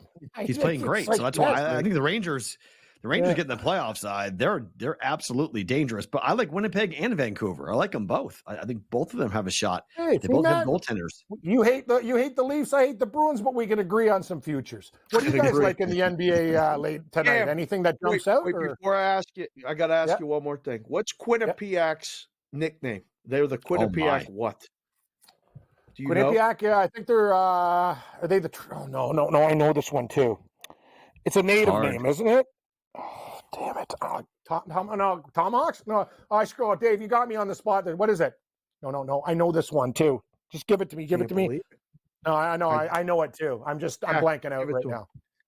Bobcats. Damn Bobcats. You're right. Charlotte Bobcats. It was another Matt. I wanted you to do it. Matt is on the Quinnipiac basketball game tonight. Like, have you ever bet on Quinnipiac basketball? Oh, yes, I have. Because I know you bet on them hard. I'm on Fordham tonight against what our old update guy used to say. Do you like Duquesne? I like what's Duquesne, you idiot. They're in Pittsburgh. He called UCLA UCLA. You're fired. Can't be an update guy. Tie game, by the way, Dave. 39-all. We're tied at the break. Tough game. Oh, doing good. Big sweat. Gate nap this weekend. Let's roll, Dave. Let's get some golf. Let's go. Ken, we'll see you top of the hour with Sports Rage coming up here on SportsGrid. We're back to wrap in-game live primetime. Dave and I next here on SportsGrid.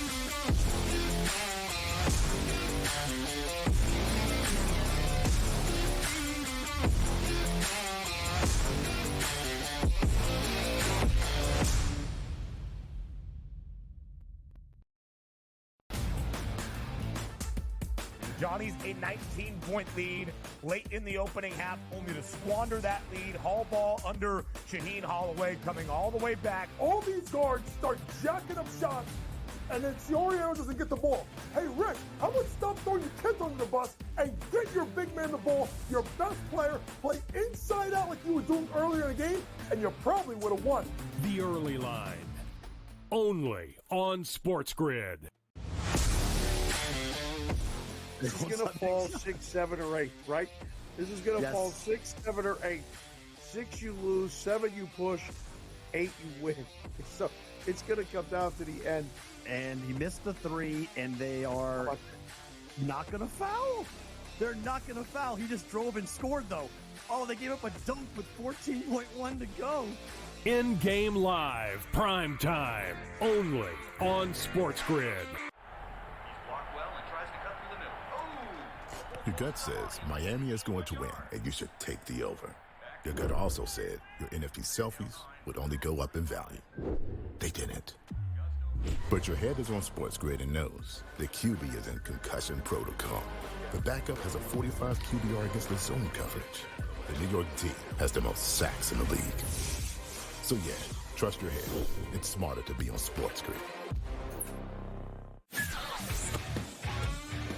It felt during the year that there was a little bit of disconnect with Wilks and Kyle Shanahan. The total points allowed by Steve Wilks' defense the last 3 years before this, head coach for the Cardinals, they gave up the 26th most points, defensive coordinator for the Browns, 20th most points, and then Carolina, they gave up the 19th most points.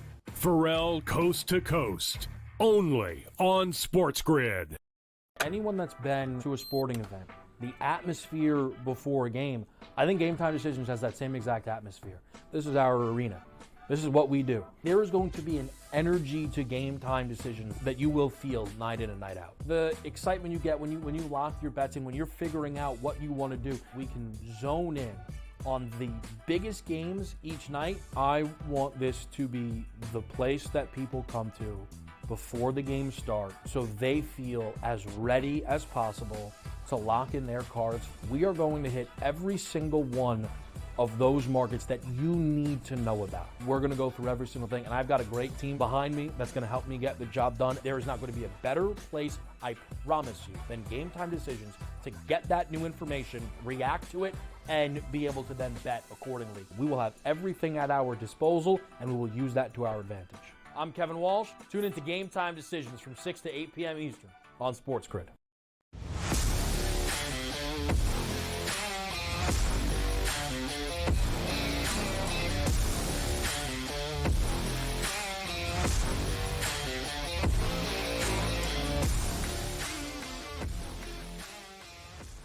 It is in-game live primetime SportsGrid. Matt Perrault and Dave Sharapan with you for a couple more minutes. Then SportsGrid takes over. Gabe Morency and Cam Stewart here on SportsGrid. Dave, I've got two bets live. I don't know if my over in the Oilers. It's 1-0 after one for the Wild and the Oilers. We'll see how that game goes. We're not dead yet there. But two bets on this parlay. We're already in with Buffalo. Money line cash.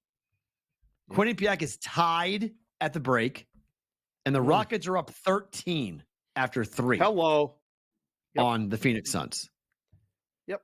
Did I lose the other basketball play, the NBA play? Is that in jeopardy in your mind? No. Okay. So plus 4 the we can NBA go ahead. play or the college basketball play? I'm worried about the NBA I'm worried play. about. Okay, so that's my point. So don't worry about second half, they're laying 2.5. Now it's down to 1.5 for Quinnipiac. Wow. Do you take Fairfield at plus 110? Do you take Fairfield? See if you can. So I guess you can't middle it because it's a money line play, but yeah, that would be we're creating the wrong middle there where you could lose both.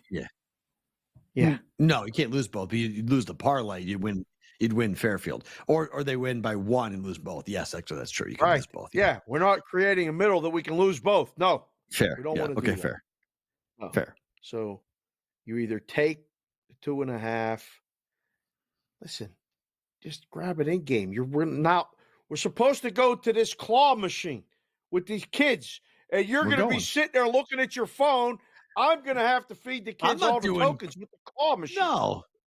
You've seen our daughters. They just go. You and I are going to be at the entrance waiting for them to be done. We're not going to do anything. Right. We're chaperones tonight. That's it. That's all we're doing. I hope you're right. We're not real. We're not there. We're just there for the drive. Go win. Bobcats. That's all. Lay the 3. Let's cash a plus 550 parlay for me. Would be a nice end of the week to get it in. Good work, Jack. We appreciate you working. Dave and I are back next Friday night, every Friday night, in-game live prime time here on SportsGrid. He's Dave Sharapan. I'm Matt Perrault.